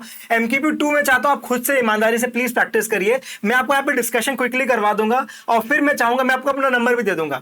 अगर बाई चांस कोई क्वेश्चन आपको दिक्कत हो, आप मेरे को रीच आउट कर सकते हैं, या हमारे ऐप में जाके हमारे डाउट सेक्शन में भी हमें रीच आउट कर सकते हैं। और आप वहां पे आपको कोई भी दिक्कत हो, मैं तो आपके साथ खड़ा ही हूं, लेकिन एक बार प्लीज आप लोग खुद से ट्राई करना। MCQs डिटेल में समझते हैं, कुछ अच्छे क्वेश्चन रहेंगे उसको सॉल्व करेंगे, एंड देन आगे बढ़ेंगे, ठीक है। आ जाओ मेरे संग संग, MCQs से स्टार्ट करते। कमांड अच्छा रखना हमेशा MCQs में, अगर 25 से ज्यादा आ गया अपने MCQs में, अपना एग्जाम तो बहुत सुंदर जाने वाला है, 100% अपने पास भी होंगे और बहुत अच्छा रिजल्ट भी आएगा, ठीक है। और साथ साथ time value of money facilitates comparison of cash flows occurring at different time periods by, अपने को पता है ये क्या है, कंपाउंडिंग भी कर सकते हैं, डिस्काउंटिंग भी कर सकते हैं, तो मतलब यू कैन यूज इधर A और B। बहुत सिंपल बेसिक क्वेश्चंस पूछ रहा है, TVM कैपिटल बजटिंग वगैरह का। और मैं आपको बता दूं ये सारे क्वेश्चंस ना MCQ बैंक जो इंस्टीट्यूट के हैं, जिसमें ऑलमोस्ट 250 क्वेश्चंस है, वहां से ही लिए हुए हैं, मैक्सिमम क्वेश्चंस ना वहीं से लिए हुए, मैंने देखा है इसलिए बोल रहा हूं। MCQ बैंक का भी 250 क्वेश्चंस का डिस्कशन आपको मेरा वीडियो मिल जाएगा आने वाला बहुत जल्दी, तो आपको वहां से भी MCQ की प्रैक्टिस हो जाएगी एग्जाम के पहले, टेंशन मत लो। अभी आप यहाँ पे अपने फटाफट खत्म करते हैं MQP2 को ही। How much an investor should how much should an investor invest now in order to receive 5 annuities, मतलब 5 annual payments starting from the end of this year of rupees 10,000 if the rate of interest offered by the bank is 10% per annum। Simple सी बात है ना, आपको बोल रहा 10,000 करके मिलने वाला है 1 2 3 4 5 ईयर्स में, और 10% का रेट आपको दे दिया। अब आप इजीली इसका क्या कर सकते हो, 10,000 का PVAF कर सकते हो, PVAF कर सकते हो कितना, 10% कॉमा 5 पे, यस आपका आंसर आ जाएगा। क्विकली निकाल के देखेंगे, 1 डिवाइडेड बाय 1.1, मल्टीप्लीकेशन का साइन देना होगा तो देंगे आप लोग, ग्रैंड टोटल करेंगे उसका, एंड 3.79 मतलब 37,900 इसका आंसर आ गया। सिंपल, समझ में आया ना क्वेश्चन, एकदम बेसिक क्वेश्चन है ये सब। 10,000 करके आपको हर साल मिलना है, आपको 10% का डिस्काउंट रेट दे दिया है, तो अब सबका प्रेजेंट वैल्यू कर लो, आज का वैल्यू मिल जाएगा, उसी को आपको इन्वेस्ट करना होगा। Done. Dash is the annual growth rate of investment over a specific period of time. क्या होगा बताएंगे, क्या होगा बताएंगे, क्विकली खुद से सोचेंगे, नीचे कमेंट करेंगे अपने आंसर्स को भी। क्या होगा, dash is the annual growth of investment over a specific period of time बोल रहा है। क्या ये परपेचुइटी होगा, नहीं होगा, एन्युइटी होगा, नहीं होगा, नोटा तो होगा नहीं सर, ये होगा सीएजीआर। सर सीएजीआर अपने को क्या बोलता है कि आज अगर इन्वेस्ट कर दिया और कुछ साल बाद जाके रिटर्न देखे तो आज का इन्वेस्टमेंट का क्या रिटर्न बने जा रहा है। आईआरआर और सीएजीआर में क्या अंतर होता है मालूम है? आईआरआर में क्या होता है, कैश इनफ्लो आउटफ्लो चलता रहता है। सीएजीआर में क्या होता है, आज मैंने इन्वेस्टमेंट करके छोड़ दिया suppose for a period of 5 years, then at the end of the 5 years I will see what is my return.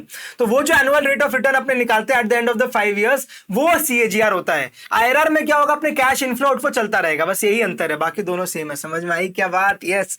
Next, Dash are the business organizations that act as mobilizers of saving and as purveyors of credit। क्या होगा sir, purveyors of credit या फिर mobilizers of saving हमारा होते हैं financial intermediaries, उनका काम है financial intermediaries का, ठीक है।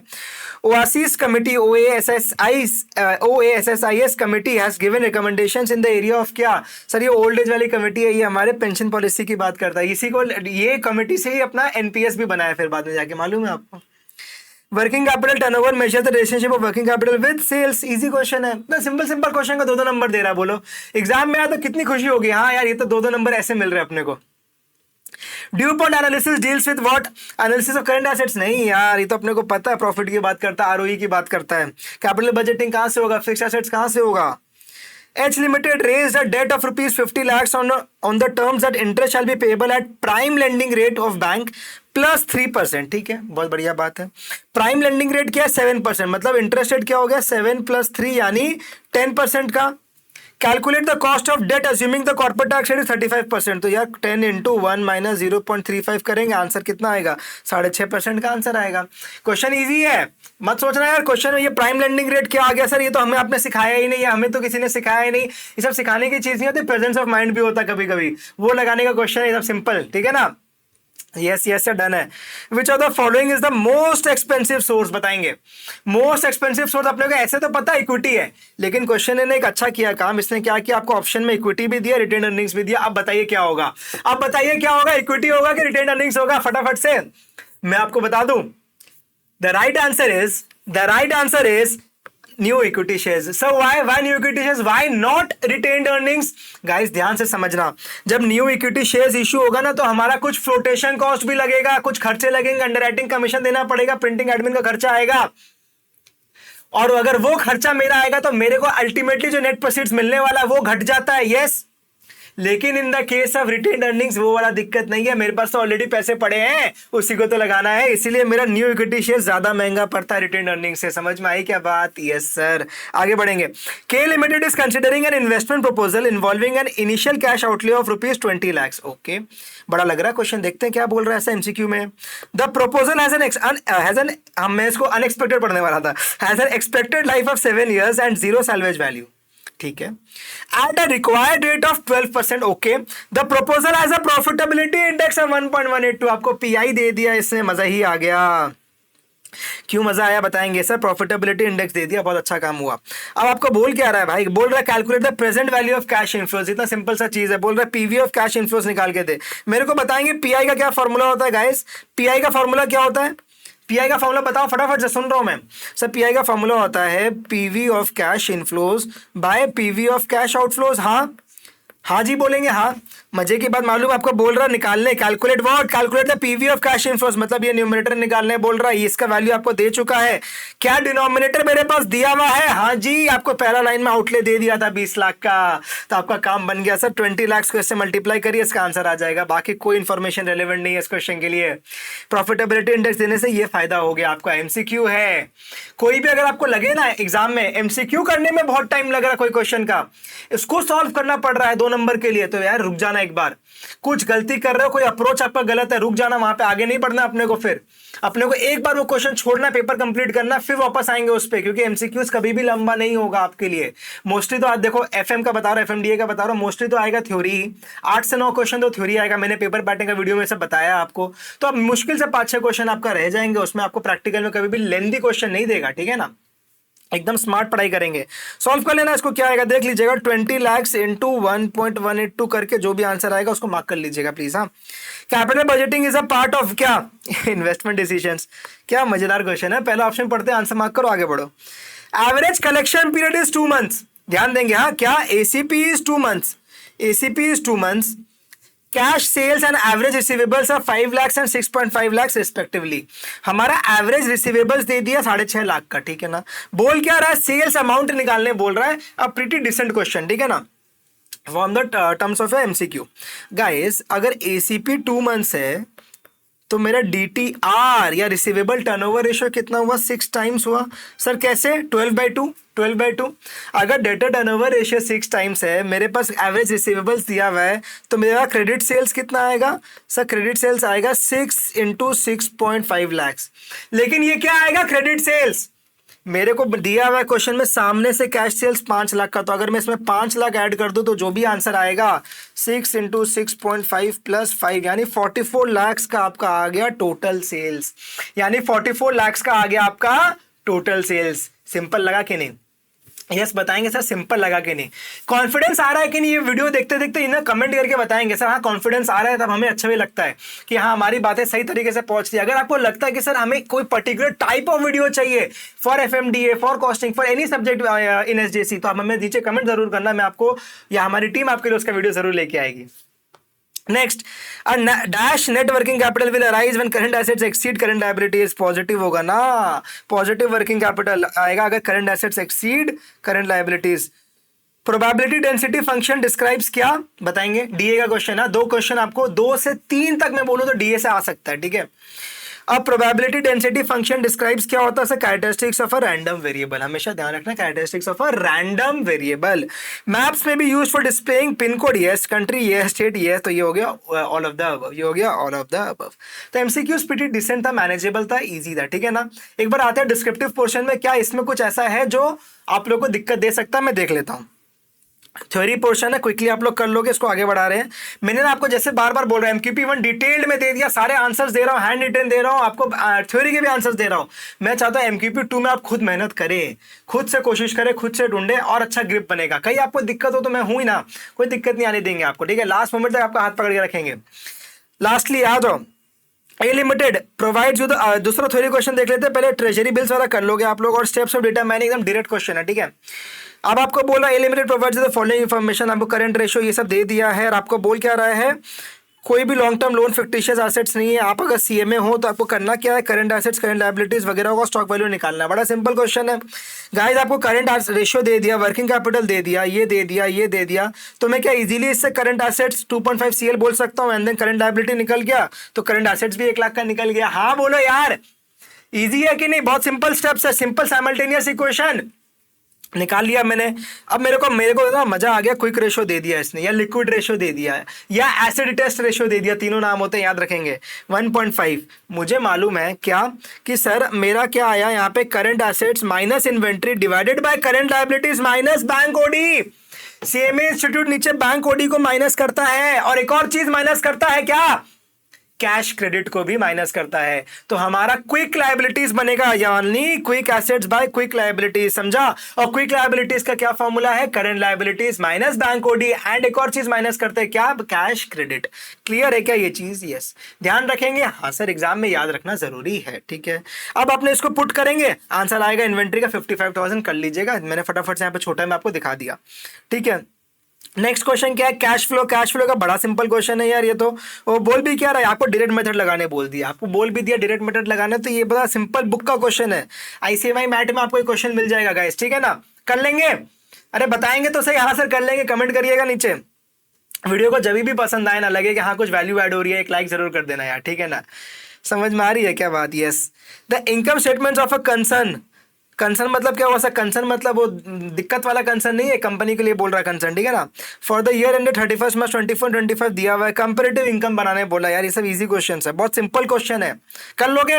हाँ यस सर ठीक है कर लेंगे, मुझे सुनाई दिया आपने हाँ बोला, क्या बोला। नेक्स्ट ये आ गया आपका कॉस्ट ऑफ कैपिटल से, ठीक है ना। कैपिटल स्ट्रक्चर आपको दिया हुआ है, आफ्टर टैक्स कॉस्ट दिया हुआ है, कितना कितना डिफरेंट सोर्सेज का, अब बोलो क्या दिया है, डेट प्रेफरेंस इक्विटी, अमाउंट दिया हुआ है, सबका वेट दिया हुआ है, प्रोपोर्शन यानी वेट। मजे की बात है आफ्टर टैक्स कॉस्ट यहाँ दे दिया आपको ना, WACC टेबल अगला ने बना के ही दे दिया। आपको एक और कॉलम लगाना है, बस WACC का आंसर आ गया, आपको इसको मल्टीप्लाई करना है सबको और आंसर को ऐड करना है, आपका काम बन जाएगा। WACC टेबल तो दे दिया ना। बोल क्या रहा है, as a CMA you are required, आपके लिए बोल रहा है to calculate the weighted average cost of capital using book value weights. Guys ये जो वेट्स रहता है ना, ये हमेशा क्या है, ये मेरा बुक वैल्यू वेट्स ही है, ये मेरा क्या है, ये मेरा बुक वैल्यू वेट्स ही है। डन। एक और पार्ट आप ध्यान से देखेंगे ना, MCC ना मेरे हिसाब से एग्जाम के लिए बहुत इंपॉर्टेंट है।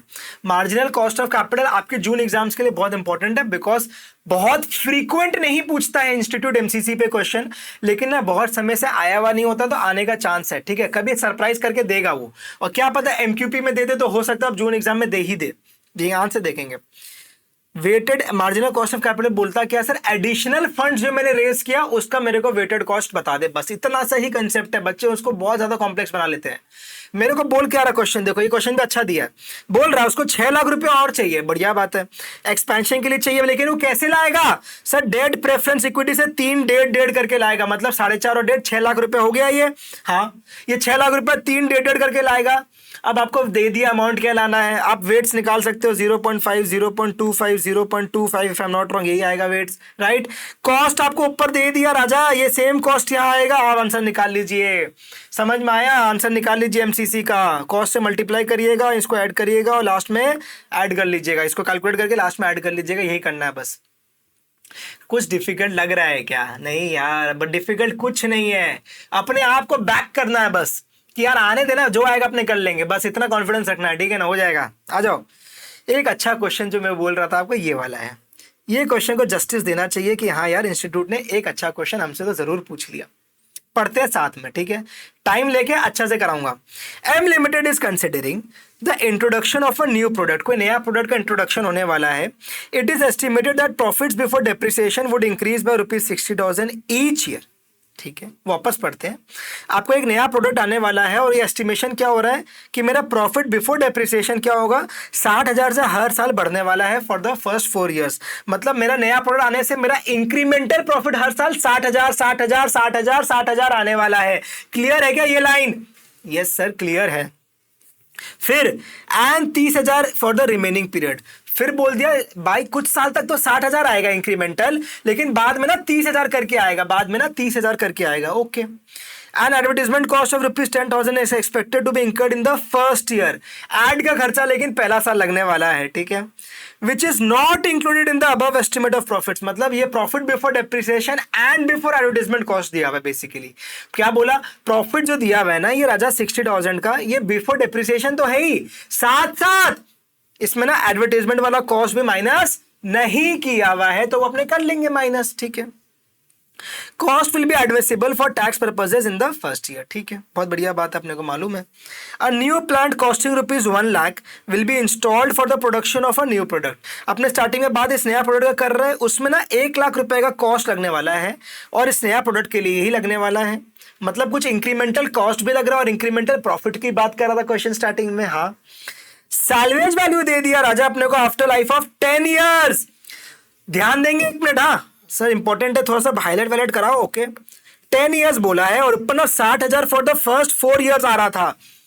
ऊपर में इंक्रीमेंटल प्रॉफिट आ रहा था 60,000 का सिर्फ पहले 4 साल के लिए, फिर 30,000 करके नेक्स्ट 6 ईयर्स में आएगा प्रॉफिट इंक्रीमेंटल, और हमारा लाइफ है 10 ईयर्स का। सैल्वेज वैल्यू कितना, 20,000 का सैल्वेज वैल्यू दिया है। अगर मेरा ओरिजिनल कॉस्ट मेथड से या मेरा स्ट्रेट लाइन मेथड से डेप्रिसिएशन निकालना पड़े तो मजा आ जाए, क्वेश्चन सिंपल है। अब working capital investment of ₹10,000 will be required in the year of installing. बहुत ठीक है, जब स्टार्टिंग में लग रहा है तो लगा देंगे, एंड अ फर्दर 7,500 लगेगा उसके नेक्स्ट ईयर में। ध्यान दो क्या बोल रहा है, क्वेश्चन बोल रहा है कि वर्किंग कैपिटल का भी इन्वेस्टमेंट है, 10,000 का कब है, will be required in the year of installing. मतलब जब ये 1 लाख लग रहा है ना खर्चा, जहां ये इंस्टॉल हो रहा है उसी के संग ये 10,000 का खर्चा लग रहा है। हाँ, लेकिन उसके बाद बोल रहा है फर्दर 7,500 लगने वाला है इन द फॉलोइंग ईयर। मतलब उसके नेक्स्ट ईयर में जाकर ये 7,500 का खर्चा लगने वाला है। कंपनी टैक्स रेट 30% है। It claims cited on value depreciation at 33.33%। आपको यहाँ पे 33.33% का WDV के हिसाब से डेप्रिसिएशन निकालना पड़ेगा, स्ट्रेट लाइन वाला लग्जरी नहीं मिलने वाला है। If the companies required rate of return is 20% should introduce the new product ignore tax. और आपको बोला है ऑन पीएल, बस ठीक है, तो सिंपल बात है, कोई दिक्कत नहीं है। आपको दे दिया आपका रिक्वायर्ड रेट ऑफ रिटर्न दे दिया 20% का, और पूछ रहा कि आपको क्या करना चाहिए, प्रोडक्ट इंट्रोड्यूस करूं कि ना करूं। मैं आपको बताऊं, आपका मॉडल क्वेश्चन पेपर में ये वाला क्वेश्चन एक डिजर्विंग क्वेश्चन है कि हाँ यार ये क्वेश्चन को रेस्पेक्ट मांगता है। पहला बात तो एकदम ऐसा कोई केक वॉक वाला क्वेश्चन नहीं है, थोड़ा सा दिमाग लगाने वाला क्वेश्चन है, थोड़ा सा आपको मे बी कट कुट करना पड़े, थोड़ा सा मेहनत करना पड़े, लेकिन बन जाएगा, क्वेश्चन बन जाएगा। इतना कोई कॉम्प्लेक्सिटी नहीं है, बहुत सिंपल है। आंसर मैं दिखाने वाला आपको नेक्स्ट स्क्रीन में ना, तो आपको लगेगा सर यही था क्या, बस क्या आप इतना बिल्डअप कर रहे थे, क्या आप इतना बिल्डअप कर रहे थे सर, यही क्वेश्चन था। तो बस मैं बता दो ऐसा होने वाला है। एक बार दिखाते हैं आपको, ठीक है, बहुत सिंपल है। मैंने सॉल्व किया आपके लिए ये वाला क्वेश्चन ताकि हमारा टाइम भी बचे, फटाफट काम बन जाए। तो मैं चाहता हूँ आप एक बार इसका आंसर देखो, खुद से ट्राई कर लेना, वीडियो को पॉज कर लीजिएगा, यहाँ पर ही वीडियो पॉज कर लीजिएगा। आपको क्वेश्चन अच्छे से दिख रहा है अभी, चाहो तो अभी वीडियो को पॉज कर लो, खुद से ट्राई करो। सीखना है, मैं दिखा दूँ आप कर लोगे, उससे फायदा नहीं हो रहा। अपना एग्जाम में राजा खुद ही करना है, तो अभी मेरे कराने से कुछ नहीं होना है सर, आपको खुद से करना पड़ेगा, समझ जाइए, ठीक है। आ जाओ आंसर में। मैंने क्या बोला, मेरा अप्रोच क्या था इस क्वेश्चन को करने का, आप यहाँ से स्क्रीनशॉट ले लीजिएगा, आपको यहाँ पे अगर आंसर देखना हो बाद में। तो मैंने बोला सारे ईयर्स को मैंने यहाँ प्लॉट किया, मेरे को प्रॉफिट बिफोर डिप्रिसिएशन पहले 4 साल का पता है 60,000 का, फिर मेरे को पता है 30,000 का, यहाँ तक कोई दिक्कत नहीं है। मेरे को मेरा एडवर्टीजमेंट का कॉस्ट पता 10,000 का पहला साल लगने वाला है, ठीक है। मेरा डेप्रिसिएशन कितना आएगा सर, डेप्रिसिएशन आएगा किस पे मालूम है, 1 लाख पे आएगा। ये जो 1 लाख है नया प्लांट का कॉस्ट है, इस पे आएगा 33.33%। हाँ, तो ये कितना आएगा 33,330 आएगा, 33,330 आएगा। कैसे, 1 लाख इंटू 33.33%। मेरा जो आज का कॉस्ट लग रहा है उस पे निकालूंगा।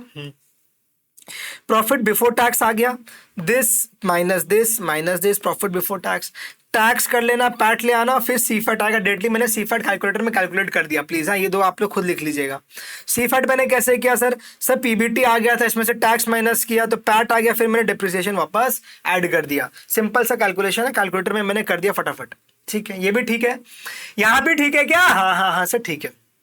अब सर नेक्स्ट ईयर क्या हुआ, 60,000 तो वहीं का वहीं है, एडवर्टीजमेंट कौन सा, कहानी खत्म हो गया। डेप्रिसिएशन कैसे आया, अब मैं आपको एक फास्ट तरीका बताता हूँ। WDV में अगर आप कर रहे हो, ये आपको फर्स्ट ईयर का डिप्रिसिएशन है 33% के हिसाब से, 33.33% के हिसाब से। तो नेक्स्ट ईयर का डिप्रिसिएशन पता है क्या आएगा, 33,330 मतलब 33,330 इंटू करेंगे 66.67% को, इंटू करेंगे 66.67% को, आएगा 22,221 सेकेंड ईयर के लिए। वापस इंटू करेंगे 66.67% को, तो आएगा 14,815। थोड़ा सा राउंडिंग ऑफ मैंने हर जगह किया है, तो आपको समझ में आ रहा है हर साल का डिप्रिसिएशन कैसे निकलेगा। जो भी आपका WDV का रेट है उसको 100 से माइनस कर दीजिएगा, तो आएगा सपोज 33.33 के केस में 100 माइनस 33.33 कितना आया, 100 माइनस 33.33 कितना आया, 66.67%। ये 66.67% इस पे करके नेक्स्ट ईयर का निकालते हुए चलिए, तो फटाफट WDV का कैलकुलेशन बन जाएगा एग्जाम में। समझ में आ गई, एकदम करने वाला तरीका बता रहा हूं, जुगाड़ नहीं है, जुगाड़ नहीं बताया जा रहा, यही करना है एग्जाम में, यही अप्रोच से करना है, वरना क्वेश्चन ही कंप्लीट नहीं होगा राजा, पेपर कंप्लीट नहीं होगा। सेम क्वेश्चन आ गया तो सर सेम क्वेश्चन थोड़ी ना आएगा, अभी MQP में पूछ लिया, ऐसा थोड़ी ना होता है सर। कौन बोला कि नहीं आएगा, किसने कही है, इंस्टीट्यूट ने कभी बोला है क्या आके एकदम कि मेरा MQP में दे दिया तो यार मेरा नहीं आएगा। उल्टा आने का चांस बढ़ता है कि अगर MQP में दे रहा तो हो सकता है एग्जाम में आने का माहौल बन जाए, ठीक है ना। ये सब चीजों को समझिए, ऐसे पेपर को इतना प्रेडिक्टेबल मत बना के जाइए कि यार मैंने सोचा वही आएगा, ऐसा नहीं होता हर बार। तो इन सब पे आपको निकालना WDV 33.33 के हिसाब से, मतलब 66.67 के हिसाब से हम इंटू करते चलेंगे परसेंट को, लास्ट तक ये आ गया। PBT आ गया सबका, सीफेट सबका आ गया, अब आप कर लोगे, सीधा सा बात है, NPV निकालिए, काम खत्म हो जाएगा। सर अगर पॉजिटिव आया तो करेंगे, वरना नहीं करेंगे, ठीक है। पहला साल में मेरा 1,10,000 का कैश आउटफ्लो होने वाला है, 1 लाख का मशीन लगेगा प्लस 10,000 का वर्किंग कैपिटल लगेगा। हाँ, सेकेंड ईयर में मैंने क्या किया, 45,000 जो ऊपर से आ रहा था ना सीफेट से, एक और वर्किंग कैपिटल लगने वाला था 7,500 का, वो मैंने माइनस कर दिया। सेकेंड ईयर नहीं बोलना चाहिए, एक्चुअली फर्स्ट ईयर बोलना चाहिए, ये तो मेरा 0th ईयर है, ठीक है। अब यहां से ऊपर से सारा सीफेट कॉपी कर लिया, लास्ट ईयर में जाके ध्यान रखना ये सीफेट है, प्लस इसमें आपको क्या करना सर, सैल्वेज वैल्यू, प्लस इसमें वर्किंग कैपिटल को ऐड करना है। तो ये बच्चे भूल जाते हैं सर, एट द एंड में जाके ना cash flow for the last year में जाके बच्चे सिर्फ सी फैट लेके छोड़ देते हैं या सैलवेज लेके छोड़ देते हैं, क्यों सर? सी फैट भी आएगा, सैलवेज भी आएगा एंड वर्किंग कैपिटल भी आएगा, तीनों चीज ऐड किया जाएगा और पूरा वर्किंग कैपिटल आएगा सर 10,000 प्लस 7,500। अब आपको इसका एनपीवी निकालना है, इसको सॉल्व करोगे तो आएगा 45,069 का पॉजिटिव फिगर आ जाएगा। इन सबको ऐड करके आता है 155,069, माइनस करोगे 1,10,000 को तो आंसर 45,069 आएगा। मैंने क्विकली आपके लिए सॉल्व कर दिया। करंट कैश फ्लो कैसे निकालना था 1,10,000 को मैंने दिखा दिया आपको। तो ऐसा सा आपका प्रेजेंटेशन रहना चाहिए एग्जाम में, आपको फुल मार्क्स मिल जाएगा। समझ में आया? इसको ब्लैंक मत छोड़िएगा, ऑब्वियसली एग्जाम में लिख के आइएगा, ठीक है? समझ में आएगा? क्वेश्चन डिफिकल्ट लगा कि आंसर देखने के बाद? नहीं, आंसर देखने के बाद ऐसा कोई हालत में डिफिकल्ट नहीं लग सकता है। वही ट्रिक है। अपने आप पे कॉन्फिडेंस रखिए, आपका आंसर्स आएगा जरूर। स्टार्ट करिए कैपिटल बजटिंग का क्वेश्चन को। थोड़ा टेक्निकल लगेगा कैपबज यार आपको, बाकी सारे चैप्टर्स आपको लगेंगे कि हाँ एक जैसा क्वेश्चन है। कैपबज ही एक ऐसा चैप्टर है जो आपको एक नया फील देगा कि हाँ एक नया क्वेश्चन आ गया, तो प्रिपेयर रहेंगे वैसा, ठीक है? कोई डाउट हो तो आप, मैं हूं ना, टेंशन मत लो, मैं तो बार बार बोल रहा हूं आपको। आओ नेक्स्ट क्वेश्चन, कैपबज से 2 क्वेश्चन आना ही है। क्या बोल रहा है? इनिशियल इन्वेस्टमेंट दिया हुआ 1 लाख का, एस्टिमेटेड कैश फ्लो दे दिया, यहाँ पे बोला पे बैक। बहुत सिंपल क्वेश्चन है, खुद से कर लो यार। आपको बता भी दे इस रेट पे हिट करना आईआरआर पे निकल जाएगा, तरीका है ये। उसको ये पीवीआईएफ देने का रीजन यही है कि ताकि आप आईआरआर इन दोनों के रेट को हिट करके ही निकालो, समझा? बहुत सिंपल क्वेश्चन है। वर्किंग कैपिटल का और एक सिंपल क्वेश्चन है एकदम, आपके आईसीएमआई मटेरियल का क्वेश्चन उठा के दे दिया है। ये भी आपको मिल जाएगा, वर्कबुक वगैरह में मिल जाएगा ये भी, ठीक है? ये भी आपको आईसीएमआई का एकदम सिंपल आपको मटेरियल उठा के दे दिया, सेम क्वेश्चन आपको बुक में मिलेगा, वो कर लोगे। आपका वर्किंग कैपिटल रिक्वायरमेंट का क्वेश्चन है, मेरे हिसाब से ईजी है, बहुत सिंपल है, कोई भी ऐसा एडजस्टमेंट नहीं है जो आपको दिक्कत दे, ठीक है? सिमिलर सा क्वेश्चन मैंने आपको कराया भी है ना, आपका पिछला वाला में एमक्यूपी 1 में भी आपको सिमिलर क्वेश्चन ही है, तो भी काम हो जाएगा, ठीक है? आओ ये पार्ट बी का क्वेश्चन देखते हैं, 7 नंबर के लिए पूछता है, ठीक है? D limited has a standard deviation of monthly net cash flows of ₹400। Generally ऐसा क्वेश्चन नहीं देता, it's a good question. Its transaction cost of converting cash into marketable securities is ₹5, interest is 2% per month, minimum cash balance lower limit दे दिया 200। आपको बोल रहा है infer मतलब क्या, basically calculate the upper lower and return point, तीनों निकाला है। राजा ये क्वेश्चन है कहाँ से? सर ये क्वेश्चन पता है कहां से है? कैश मैनेजमेंट से है, मतलब मिलर। अच्छा, ओआरआर मॉडल से क्वेश्चन है, मिलर ओआरआर मॉडल का क्वेश्चन दे दिया, वो भी उसमें से प्रैक्टिकल पूछ दिया सर, जो एक फॉर्मूला था ये वाला। क्या बोलता है सर? टारगेट हमारा कैश का पे आउट क्या होना चाहिए? Z 3/4 इंटू सी करोगे आप, सी इज योर एक कॉस्ट, जो आपका कन्वर्जन कॉस्ट है बेसिकली एक का, into standard deviation square divided by interest rate whole to the power का आपको क्यूब रूट करना है बस। सर क्यूब रूट करने के लिए क्या करेंगे एग्जाम में? डर्टी पावर यूज करोगे, क्यूब रूट आ जाएगा। डर्टी पावर कैसे यूज करते हो आपको बताया हुआ है, बहुत वीडियोस आपको ऑलरेडी कराए हमने, कैसे करते हैं sir dirty power use, again quickly बता दीजिए ना प्लीज। तो जो भी चीज आपको सॉल्व करना है उसका फिगर आने के बाद 12 टाइम्स आपको रूट दबाना है, फिर -1 करना है, फिर डिवाइड बाय 3 करना है, फिर +1 करना है, फिर इंटू इक्वल टू करना है 12 टाइम्स, आपका आंसर आ जाएगा फॉर अ क्यूब रूट। समझ में आ गया? यस, इस पे आप सॉल्व करोगे, सारे फिगर्स आपको दिए हुए, आपका काम बन जाएगा। कोई दिक्कत हो तो बताइएगा। मिलर ओआरआर का सिंपल फॉर्मूला बेस्ड क्वेश्चन है।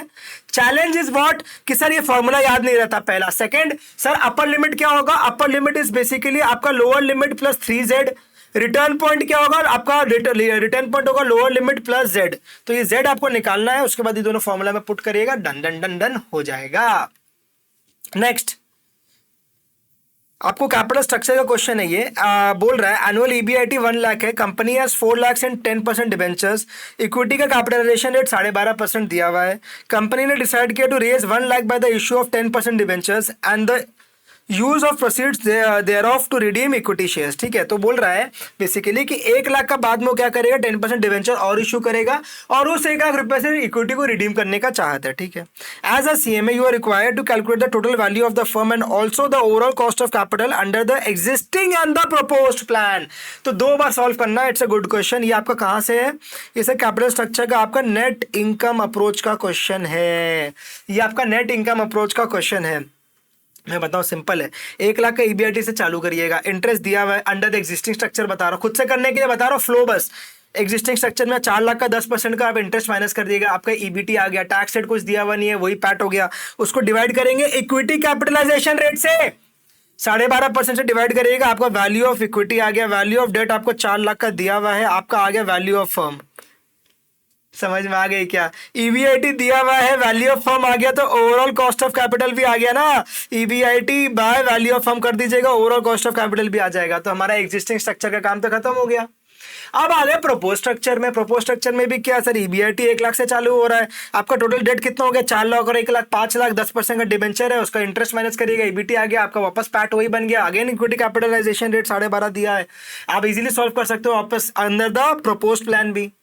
समझ में आया आपको कैसे फ्लो बनाना है क्वेश्चंस का? यार मैं तो करवा दूं आपको चाहो तो हर चीज ही, लेकिन खुद से कैसे सीखोगे? थोड़ा देखो, वो कहावत है ना कि घोड़े को पानी तक लेके जा सकता है, पानी तो घोड़े को खुद ही पीना होगा। तो वही चीज है सर, आपको खुद से अल्टीमेटली करना ही है, बस वही चीज समझ के रखिए। वो अब चाहे अभी नहीं करोगे तो एग्जाम में कैसे करोगे अचानक से? एक एक दिन का भी गैप नहीं है ना, रोज पेपर है हमारे, तो अगर बोथ ग्रुप दे रहे हो तो सोचिया करिए सब। लेवरेज का एकदम बेसिक क्वेश्चन तो क्लास 1 में अपने कराते हैं। लेवरेजेस का क्या है सर? सेल्स 75 लाख है, वेरिएबल कॉस्ट दिया, फिक्स्ड कॉस्ट दिया, डेट दे दिया, इक्विटी दे दिया, बोल के ROI निकालने के लिए इजी है, सब कर लोगे। हमेशा ROI में ना ROCE निकालने का ट्राई करना एग्जाम में, सबसे सेफ सबसे राइट आंसर यही देगा। ROCE निकाल के आना। फेवरेबल है कि नहीं फाइनेंशियल लेवरेज देख लीजिएगा, बता दीजिएगा फेवरेबल है कि नहीं भाई, मेरा कॉस्ट से बेसी है कि नहीं मेरा, तो आपको उससे समझ में आ जाएगा। रिटर्न और बताओ क्या है, आपको दे दिया टर्नओवर दे दिया 3 टाइम्स, ये तो इजी है। और आपको सारा लेवरेज निकालना है, ठीक है, इसमें तो कोई दिक्कत लग नहीं रहा है। बन जाएगा। आपका ROCE का और कंपैरिजन करेगा किससे? आपका 9% का इससे इंटरेस्ट रेट से कंपैरिजन करके देखेगा लेवरेज मेरा फाइनेंशियल फेवरेबल है कि नहीं, ठीक है। तो ये क्वेश्चन हो जाएगा, सिंपल क्वेश्चन है। Describe by data ethics. Describe by data ethics. Discuss the 5 basic principles of data ethics that a business organization. ये आपको DA का क्वेश्चन डायरेक्टली है। Data visualization helps finance professional in their analytics efforts. Summarize the point to be kept in the mind of by professional finance professional while investigating. आपको book में मिल जाएगा, direct question है सब DA के portion में। समझ में आई आपको? तो आपको ना DA में कुछ घुमा के नहीं पूछता, डायरेक्टली पूछ ले रहा बुक से। तो अगर आपको करके जाओगे ना, 14 मार्क का बैंक है आपका, वो 14 मार्क का बैंक है। रादर मैं बोल सकता हूँ 21 नंबर का बैंक है आपको। 21 मार्क्स है ना, आप उस ऑप्शन में क्या निकालोगे आपका डिपेंड, आपके पे है वो। बट मैं आपको बता रहा हूँ 21 मार्क्स का बैंक बन सकता है वो आपके लिए। और अगर आपका MCQs के संग देख लिया तो आपको कितना हाई वेटेज आप DA को दे सकते हो एग्जाम हॉल में, समझ रहे हो? तो यार पढ़ाई वैसे करो, ठीक है, छोड़ के मत जाओ, पूरा एफर्ट लगाओ अपने एंड से, ठीक है। चलिए वीडियो को एंड करते हैं। बस उसके पहले एक चीज मैं आपसे चाहता हूँ, आप लोग सब नीचे पैरा से कमेंट करके जाए, I will give my 200% in June 26 exams. मैं चाहता हूँ आप एक प्यार से कमेंट करके जाए, इसको जोर से पढ़े, ताकि एक पॉजिटिव मैनिफेस्टेशन, एक वाइब क्रिएट हो सके कि हाँ यार, हम कितना बार बोलते हैं हमारी बोली भी बात ही हो जाती है। वही चीज़ है सर, हम यहाँ पे रेडी है आपको 200% एफर्ट देने के लिए। हम आपके लिए बहुत सारे प्रोग्राम्स ला रहे हैं, आपके लिए कितने सारे एफर्ट लगा रहे हैं, आपको पूरा एफर्ट हमारे एंड से मिल रहा है। क्या आप अपना वो एफर्ट ईमानदारी से देने के लिए रेडी हो कि नहीं, वो मैं चाहता हूँ नीचे आपको कमेंट आना चाहिए। और मैं बता दूँ, अगर हमने मिलकर काम कर लिया ना, तो आपका जून 26 एग्जाम्स डेफिनेटली क्लियर होने वाला है। आपको मैं तो खास बात बता देता हूँ, अगर आपको कोई भी दिक्कत आ रही है FMDA में, आपको लग रहा है कि यार हमारा प्रैक्टिस नहीं हुआ, अभी भी कॉन्फिडेंस नहीं आ रहा, तो हमारा एक बहुत ही शानदार प्रोग्राम आ रहा है लास्ट मोमेंट रेस्क्यू बैच का। 29 मई से ये शुरू होने वाला है, last moment rescue batch, LMRB जिसको हम प्यार से बुलाते हैं LMRB। ये फर्स्ट टाइम जून 26 के लिए इंट्रोड्यूस कर रहा हूँ हमारे SJC इंस्टीट्यूट में। एंड ये LMRB में आपको FMDA, cost, MA, OM, SM, ये चारों सब्जेक्ट का आपको इंटरमीडिएट लेवल पे चारों सब्जेक्ट का आपको कंप्लीट कवरेज हम करवा के देंगे इन 2 डेज लाइव सेशन, ठीक है ना। 29 मई से स्टार्ट होने वाला है। इन सबका लिंक आपको नीचे डिस्क्रिप्शन में दे दूंगा, वहां से आप इसको चेकआउट कर लेना। मैं बता दूं आपको 2 दिन मैं आपके संग रहूंगा और FMDA अपने कवर करेंगे, DA के लिए सोनू सर रहेंगे आपके संग, ठीक है। और साथ ही साथ जो मैंने आपको बोला था, अगर आपको कोई भी दिक्कत हो किसी भी क्वेश्चन में, FMDA कोई भी क्वेरी हो, तो ये मेरा नंबर, आप इसमें आराम से मेरे को व्हाट्सएप करना है। Just a WhatsApp away. आप कभी मत सोचना कि सर हम अकेले हो जा रहे हैं, ठीक है ना। 7596006505, मेरे को कोई दिक्कत नहीं है, आप आराम से उसमें व्हाट्सएप करिएगा, आपको अर्लीस्ट रिप्लाई मेरे एंड से मिल जाएगा, ठीक है। डन है, क्या बात बताएंगे मेरे को। साथ ही साथ मैं चाहता हूँ आप लोग फुल एफर्ट लगाए, अच्छे से एग्जाम को रेडी करें, प्यारा से नीचे कमेंट करें। मिलता हूँ मैं आपसे अगले वीडियो में, तब तक के लिए keep learning, keep growing. This is Anirudh Singhania signing off. Tata, bye bye.